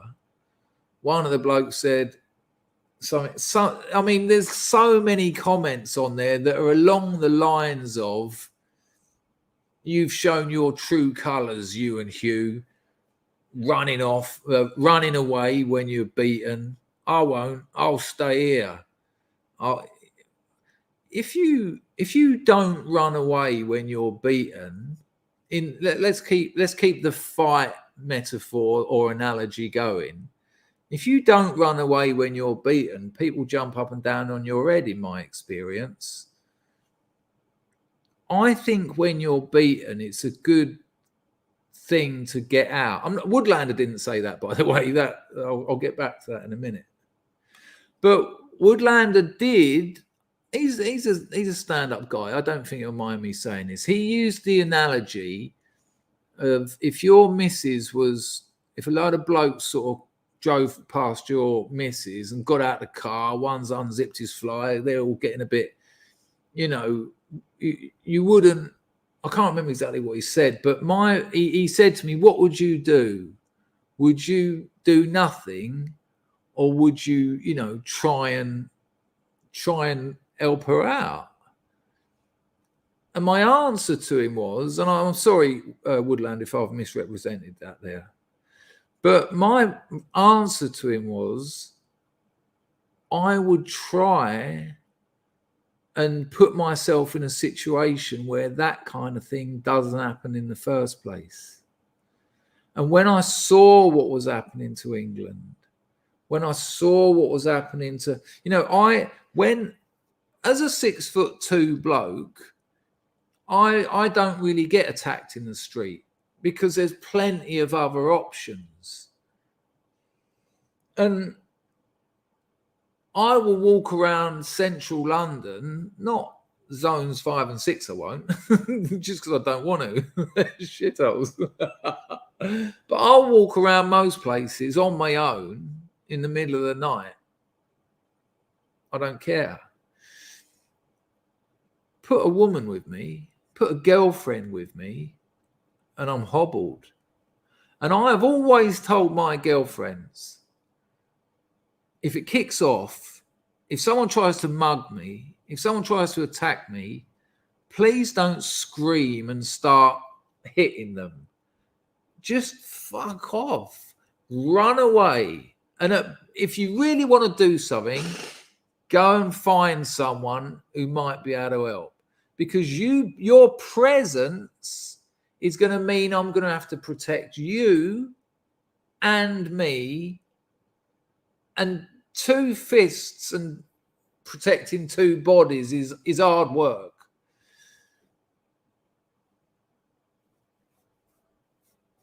I don't know why. I don't know. Oh, yeah. I do know why I went up that thing. It was about being beaten. And I think it goes back to when. All right, this is a bit of a leap because I've slightly veered off a bit there. But when Harry and Bartley came round my house, they were just internet people. I do talk to them a lot. I've got good friendships with the pair of them. I like to offer a bit of advice and wisdom to them because I'm a lot older than them, and they come to me and ask it, and that's a nice situation. But to actually see them as people, to actually see them as young men, and that was what made me think, if they were my kids, and this hasn't got to do, I'm not going back. This is why I just went weirdly down the Woodlander area, because I got confused. I want to go back. There he is. Speak of the devil. Hello, son. Hello, October. I haven't even said hello to you. When I saw them as people, I just thought, as Chris Thrall says, you only get one life. You get one life. And one's enough if you make it work. Because if you lived forever, who wants to live forever? If you lived forever, not only would you have to say goodbye to a million Bonnie Heathers, but nothing you achieved would have any value. It's like the monkeys and the typewriters.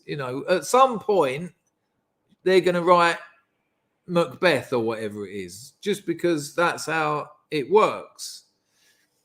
But we've got a limited time on this planet.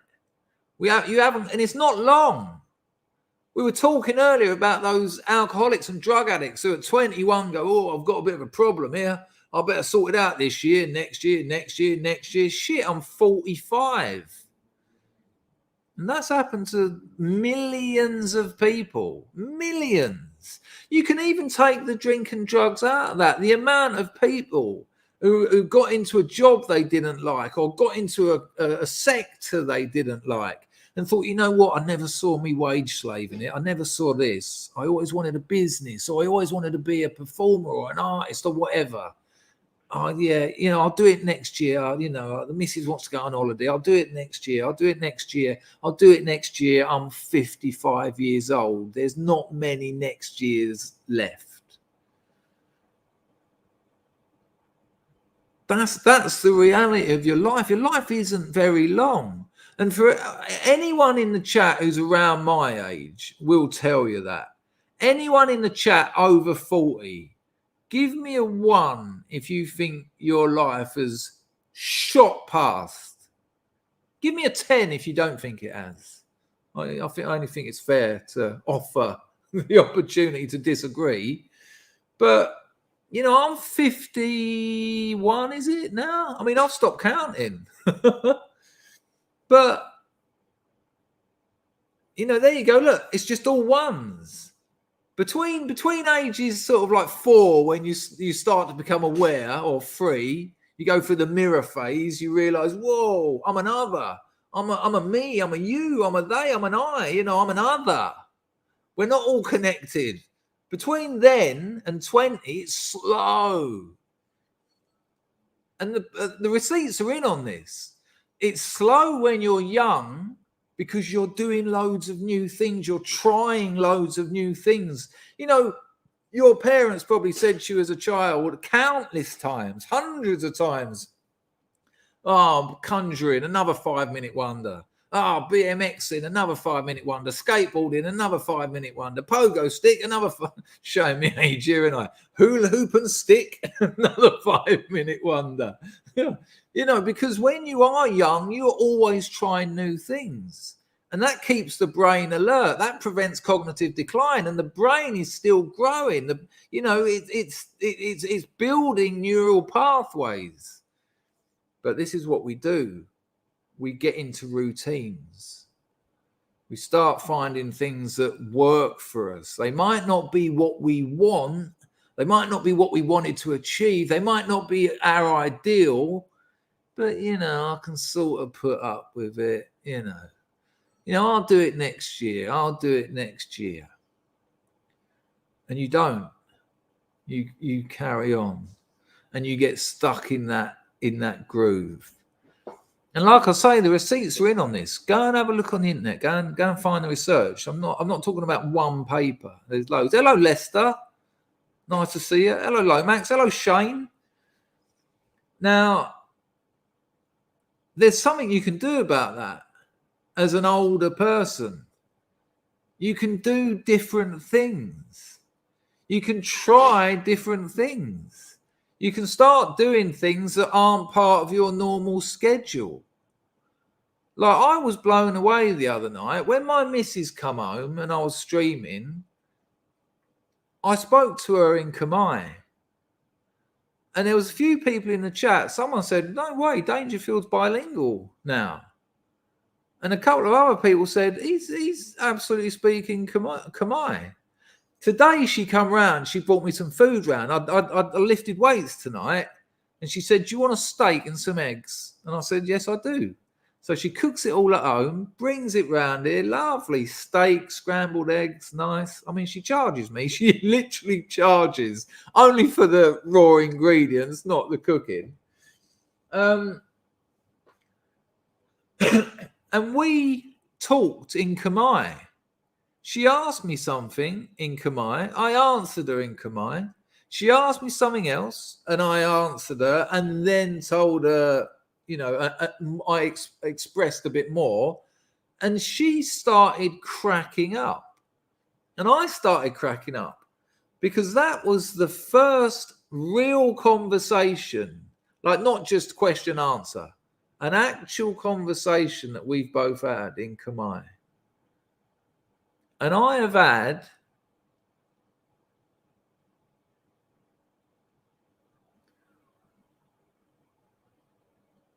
about 180 minutes Khmer lessons.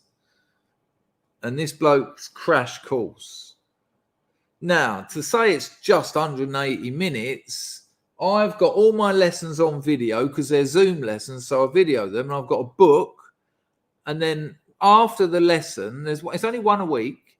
During the week, I watch the video and make notes on everything we say. So when he'll tell me a word, he'll tell me a verb, he'll tell me how to put it in the future or the present tense or whatever. And then he'll say, "So now say, can I go to the market? Honey, can I go to the market?" And then I'll say that. And then I'll write that down in my book. And then I'll do that 3 or 4 times during the week. And not only is that a new thing for me, I'm not good at learning other languages. That's my brother's thing. He's got about 7 under his belt. But I just thought, and here's the kicker, not only is that a new thing in my life, which will... Hello, Snoopy. Good to see you, son. Not only is that I don't know if you're talking to me there, Snoopy, or someone else, but in the context as if you're talking to me, it's quite funny. Not only is that a new thing to learn a language that will slow down my experience of my older years, but already it's changing my experience of being out in Cambodia.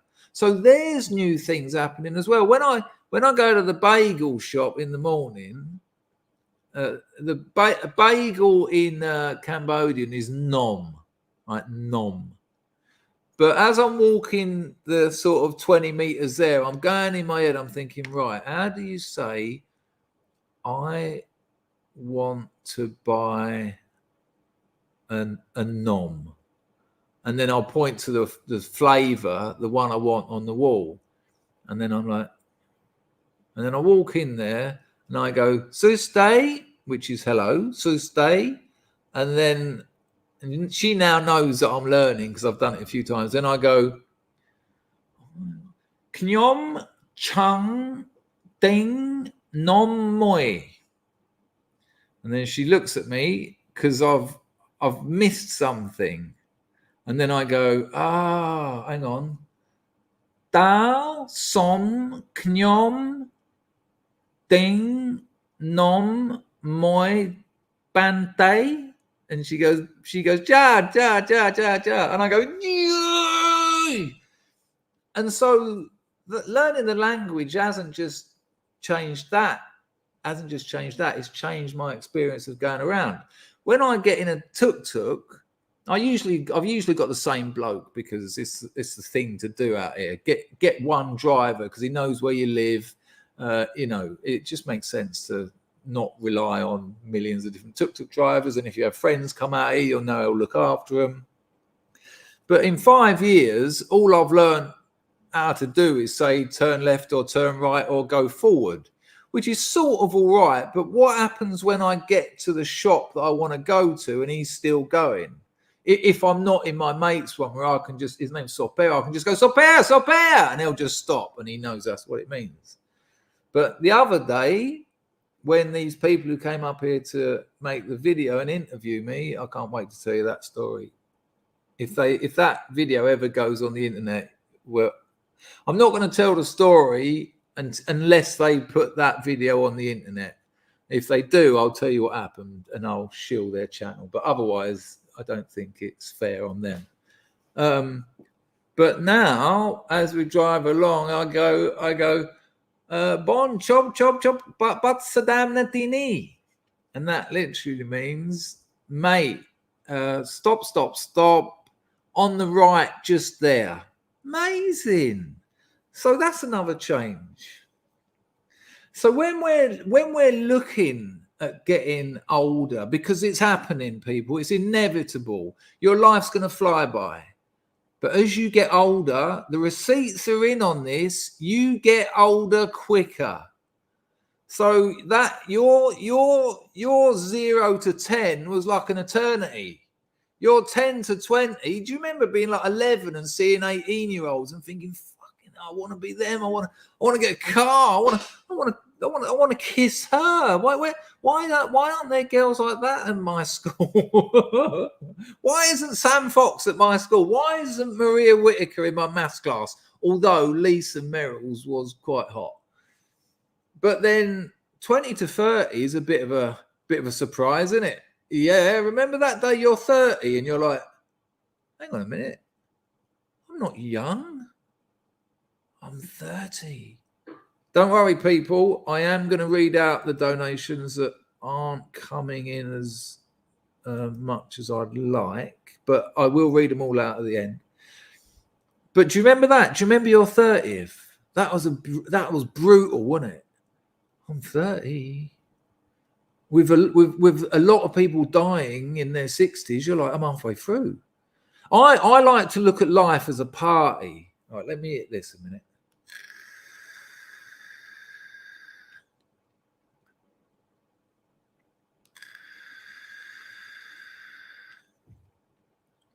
So you go to a party, right? And you've got all that bit where, people are telling you what time it is at and you've got to work out how to get there. And, you're not in much control of it. You've got to get a train up somewhere, or you've got to meet your mate. He's going to jump in the back of his car. Then you've got to find a car park. And, it's not really you pulling the strings. You're just sort of part of an organization. That's your early years.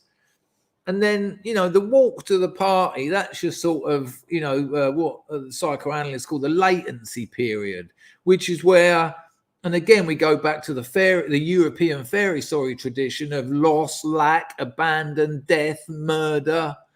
And the latency period is where, as very young children, we learn all that stuff. The myth of the innocence of childhood is largely a marketing scam. Children are dealing with horrors. Young boys hold on to their penis because they like it. And their mums say, stop doing that or it'll fall off. Great. You could not tell a young boy anything worse. It's an awful thing to say to a young boy. And, you know, I remember going, give me a 1 in the chat, because this is quite a well-known phenomena. When I used to lay down on my bed at night and shut my eyes, now I'm talking, these are some of my earliest memories. I'm talking about when I was 4 years old. When I shut my eyes, I used to have horror faces just coming at me. So if that's my frame of reference, they'd just sort of be going, ugh, and then the next one, ugh, just one after the other, after the other, after the other. You know, these are the things that we have to kind of work with as young children. It's a traumatic time, but there's ones in the chat. You know, that is an understood phenomena in male childhood. And then actually arriving at the party, walking in, that's puberty, that's your early teens, where you sort of walk in sort of all right, yeah, and you're sort of checking the place out, seeing what the male competition is, seeing whether you're going to get the shit kicked out of you. Are these your kind of people? Are there any nice birds around? Is that someone smoking weed? You know, that's that sort of confusing little bit. And then your late teens is the party's about 9:30 and it's starting to rock a bit. You're chatting to a group of birds and they're cracking up and you're charming them. You've got your eye on one. He's kind of, you know, he's kind of in the bag, but you're not going to make any moves because this is all good fun. And then it's a real good laugh. Your mate rumbles in from the kitchen, goes, "Oh, check it out. You wouldn't believe it was just that one down there." And you're like, "Well, what's he done now?" You go, "You wouldn't believe it. He's hanging up from the washing line. He's taking all his clothes off." And you're like, "Why does he get like this?" And it's all good fun, 9 o'clock, 10 o'clock, you know, that bit.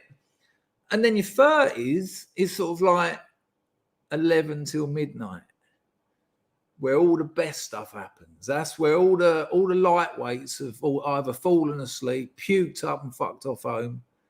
And you're sitting in the bedroom of the girl's house who it is, and it's a nice pad. And she's beautiful. And you've fallen in love with her because that's what blokes do when they've had a couple of beers. And you're sort of just, you know, you're tucked up nicely with her. You've got a bit of music on. And she's stroking your face and she's finding your vulnerabilities. And you're talking to her about how sweet she is and all that. And then midnight till 1 is all the action. And that's, you know, 30, 35. But then 2, 3 o'clock in the morning of the party of life, you know, the ecstasy's wearing off now. Now you realise that bird's a complete stranger.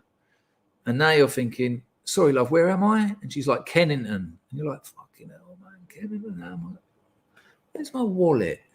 You're sort of like, "Have you got my wallet?" She's like, "No, I ain't seen it." And she's sort of, you know, rolling joints, like compulsively rolling joints, try and take the edge off of reality that's coming back in the morning. And then that tube home, that train home, that nuclear dawn when you go outside and your dilated pupils are absorbing far too much light than they should, burning your retinas, melting your corneas. You know, this is your 40s. And then when you get home, you finally get home, you slump down and you look around and it's your stuff. It's your pad. And you start thinking about what happened at night. You start thinking about what happened. "Oh, that was funny when he done that. Oh, so-and-so's a good bloke, isn't he? Yeah, I like him. God, that bird was nice. That was a good fuck, yeah. Did I get a number?" You start getting into that contemplative phase. And that's your 50s. And from there, you've got choices now. Because going to another party ain't going to happen. Because that's just repetition. But if you just think, "Oh, I know what I like, you know, I know what I like doing. I'm going to do the same thing every day." Or, you know, the same thing every week. You get into a routine because it's safe. It feels safe. Routines and structure feel safe. But do you know why routines and structure feel safe? Because you were taught that as a child. You know, routine and structure is what children need, not 50-year-olds. 50-year-olds don't need, they need a bit of it, but not too much of it. And yet society, much like the mythologizing of childhood innocence, society wants older people to kind of, marketing, the golden area is like 24 to 45. Under 24, they ain't got the money. Over 45, they know what they like. They're not gonna sign up for things that need regular play. They're not gonna do that. I mean, obviously, this is a tendency thing. It's not all of them. And so, if you let society tell you, hang on a minute, I'm just going to mute myself. The burp of life. If you let that idea that old people, it's time to move to the side and just look after your health, and you should look after your health, but not obsessively. You should look after your experiences. You should look after your challenges. You should look after your ability to keep changing, to keep growing, and to keep learning. That's what you should actually be looking after. Because without that time is going to just from 50 to 70, you'll barely have time to blink.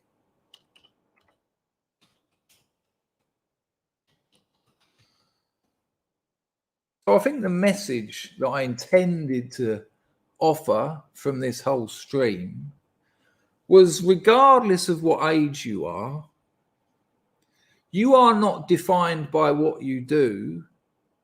You're defined by your ability to do different things. You don't have to think, oh, that's me, that's what I do, or that's me, I don't do that. Because that will do nothing but speed up your demise. When you've actually got the opportunity to make that part, the next part of your life, the best part of your life. Because you've got the wisdom most of the time. You've got a bit of financial freedom a lot of the time. And you've got the time. So you can actually make the golden years golden. But not by just taking a back seat. No. By getting in the driving seat. Blogs dropped a $5 into entropy. What about Interstellar? The guy missed out on his daughter's life and grandchildren's. Popped in to see her on her deathbed, then blasted off into the unknown again, leaving everyone behind and ahead all over again. Did it trigger any emotions? Oh, I see. I thought the niggler is all over the place again. But no. I did watch it. I lost my ability to understand it. I lost my ability to believe it or for it to touch me emotionally, Bill, because all that weird bookshelf middle world bit, I just didn't buy it. And when I don't buy it, that's like watching Noddy and going, oh, that's sad that Noddy is a bit upset with big ears, because I didn't buy it. The suspension of disbelief didn't really work. Disbelief. There you go. There's a slip that made it clear. Hang on a minute.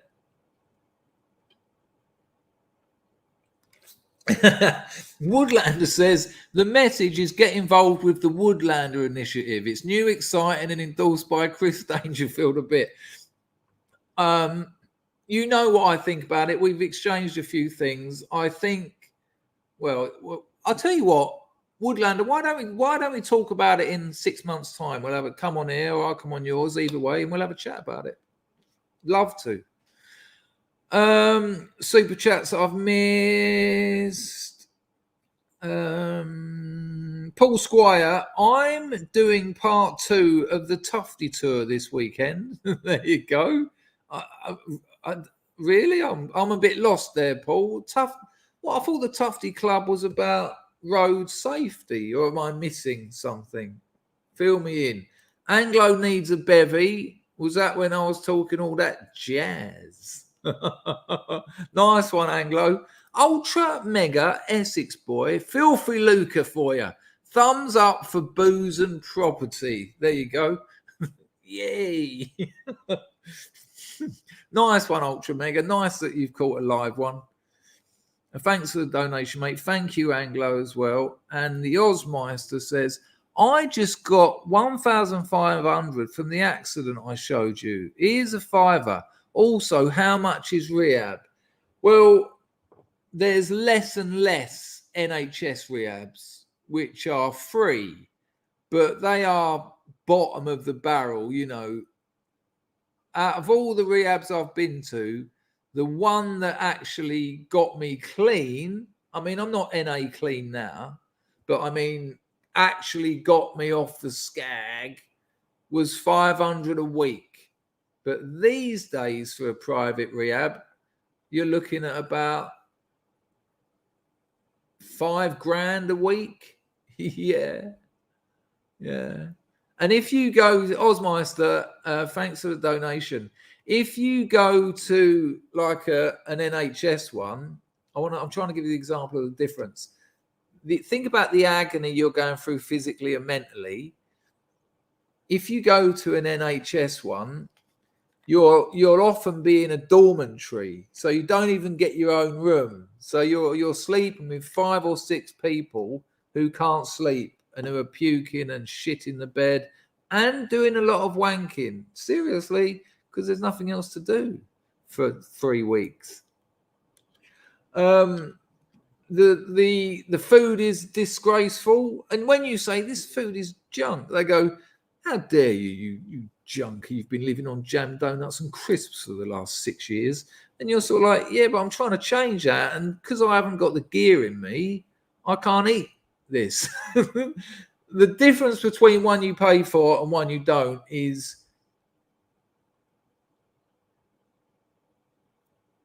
right.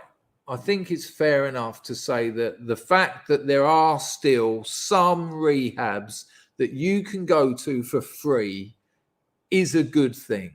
Some of them are okay. But compared with a private one, where the ratio of staff to clients is about 2 to 1, where with the NHS ones, you're looking at about 6 to 1. You know, some rehabs make a very difficult situation worse. And you've really got to try on a level. You've got to battle things that you didn't think would be part of the battle and shouldn't be part of the battle. You know, it's a lack of funds. It's a lack of skilled professional therapists. You know, if you're a skilled professional therapist, unless you're dedicated, and there are some who are dedicated to the cause, why are you going to work for the NHS, you know, one of the worst run businesses history has known, when you can go and work for a decent rehab and get paid like 5 times as much and sit on a chair that hasn't got a puddle of piss in it? And I'm not exaggerating. You know, some of those NHS rehabs I've been to are fucking, you know, read the novel. Well done for getting the money for the accident. Are you looking at going to rehab, or did you just ask that question? What boozing is it? Or don't you want to say?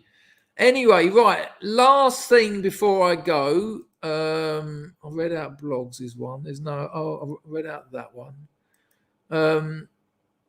It's 3 o'clock in the morning here, and I've done a 2-hour stream. I think that's nice.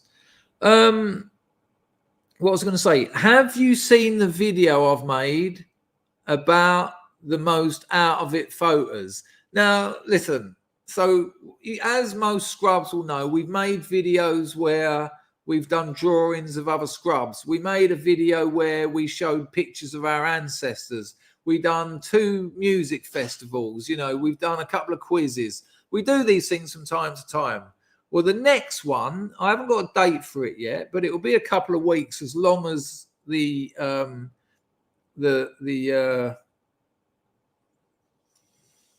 offerings come in. And I can tell you now, I've already got about 10, since making the video. This one is your most out of your nut photo. Now, you don't actually have to be out of your nut. It could just be a photo where they caught you a bit off guard and you were sort of going, you know, we've all got a couple of those. So find your photo of you in your teens, like late teens, 20s, even 30s. The reason I think like 20s would be better is if you're a bit worried about doxing yourself, the chances are, if they're when you're in your 20s, that you won't be recognized. If you want to put a little story with it, keep it short, 100, 200 words. You know, give it a bit of context. I was at this party in blah, blah, blah, blah, blah, blah. This happened, this happened, this happened. And that's why I ended up looking like that. And then attach a photo, JPEGs, .png files. Ideally, I'd like to be able to see the picture or as an attachment, because it's dodgy for me downloading stuff. And I probably won't, because someone could stitch me up and fuck my computer up.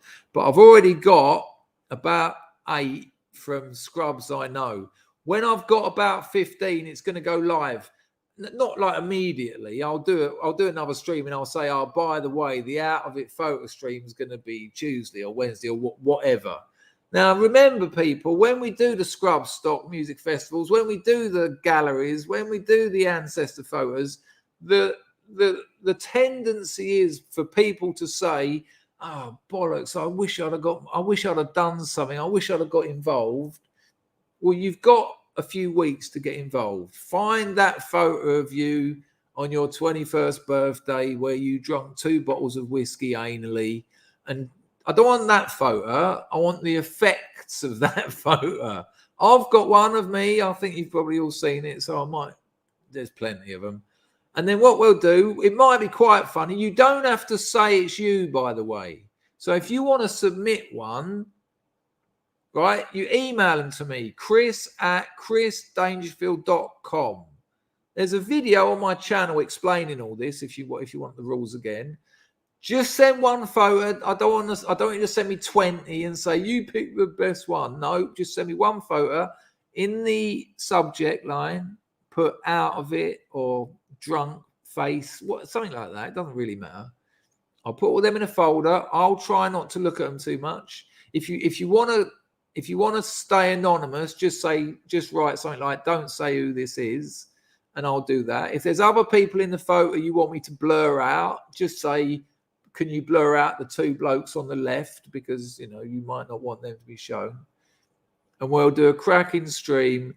And if you want us to guess who you are, say that. You can say you can use this one for a guess who it is, and it'll be an hour and a half stream, 2 hour stream, depending on how many we get, where we'll put these pictures up, we'll have a laugh, and it'll be a good one. But I'm going to need at least 15. The fact that I got about 8 the minute or 2 after the video went up, I think this one's going to happen. So that would be Marvelosati. I am now going to play a piece of music by 90s band The Household. I will be putting your messages on the screen. Feel free to use this musical moment to help grease the cogs of the glorious house of the Scrubs.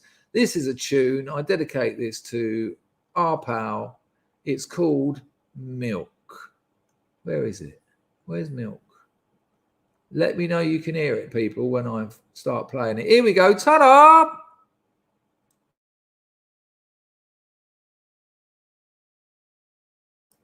few technical difficulties with... Oh, there it is.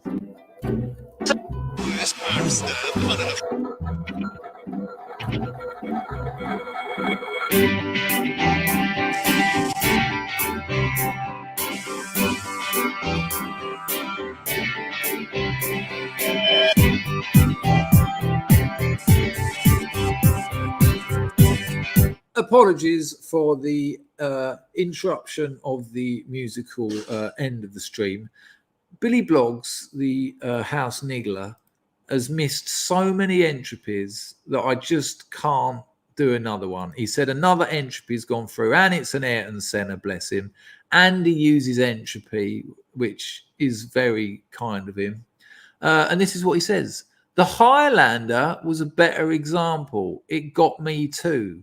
I understand the failure to maintain the suspension of disbelief. I had to watch it twice. He's talking about Interstellar here. I had to watch it twice to understand the other hypothetical dimension. What about Jacob's ladder?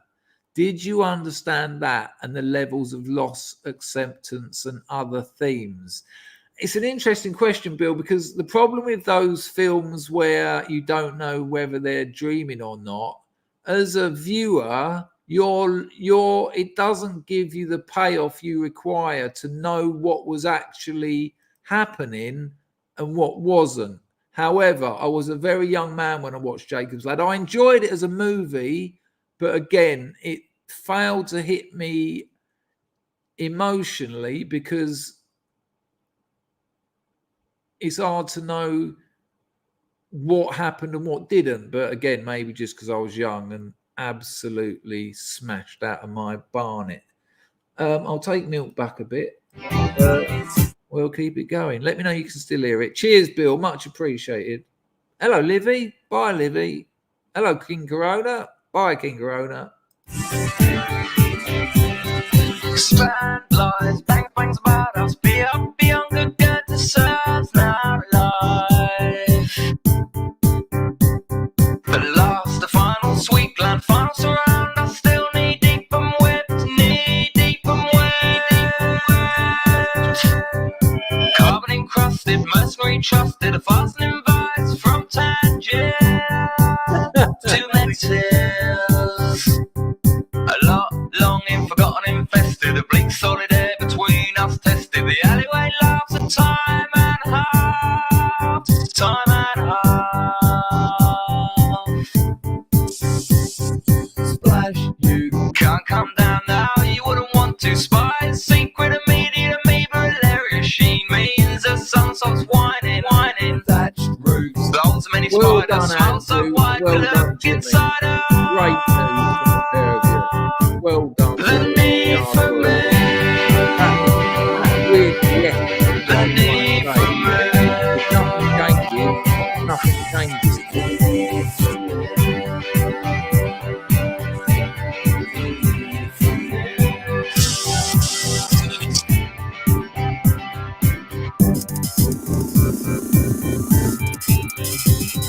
The arch bends both, pull strings, pulling things to mark time, arbitrary, sublime, weak of random swine. Best leave now, dear bees above the historical rub. This newfound embalming, new farming gold. This winter shade of hazy or brown knackers me. A girl I once knew nothing. A rupture suggests we better be as nothing to less than outburst in slow devotion. Slow devotion. As old rock dissolves, a shining example of love, and the need for milk. The need for milk. The need for milk. Cheers, Ted, my man. Yeah, A chemical shows, social withdrawals, sensitive, get a clip in, slip it, get it, work it, nothing but the need for milk. The need for milk.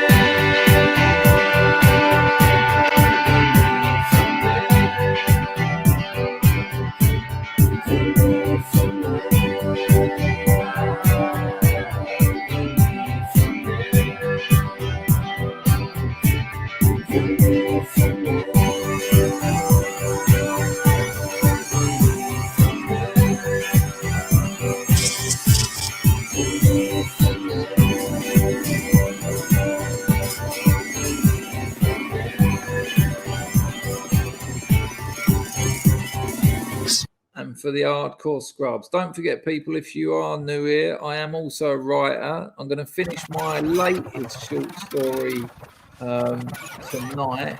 Oh, hang on, I've got a song. Hello there, new stranger. I'm going to finish my latest short. Substack, it's the first link in the description. Go over there, subscribe, and you'll get it sent to your email. They don't spam you or anything. It's totally free. You'd help me out no end. I'm going to play one more song that I don't usually play, but there's still 80 odd people here, so that I like that. So you might like this. See you in a bit.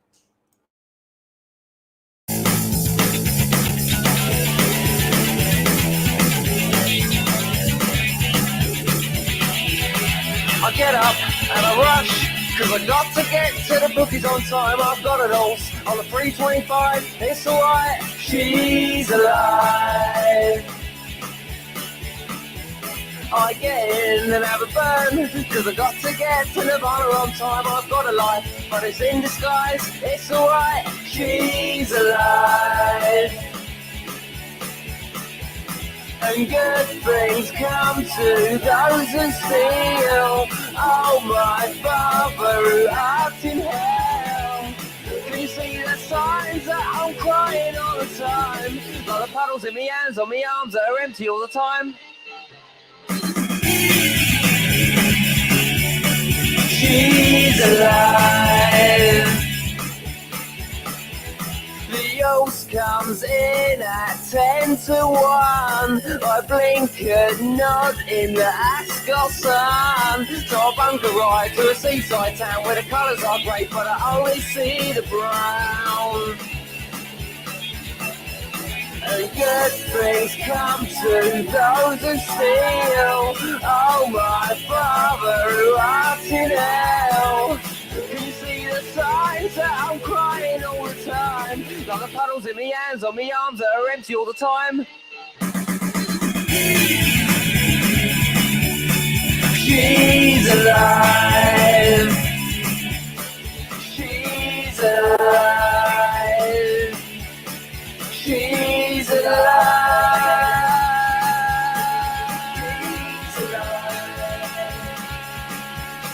She's alive. She certainly is. What a funny thing to do. Look after yourself, people. Where are we? What day is it? Monday. I haven't got a Khmer lesson tomorrow. Might have a stream tomorrow. Don't forget to get your photos in. All the details, my email address and everything is in the little, it's only a 3-minute video explaining it all. The more, the better. We'll have a good time. And we do need those. Take care, everyone. Congratulations to the clean people. Happy birthday to the happy birthday.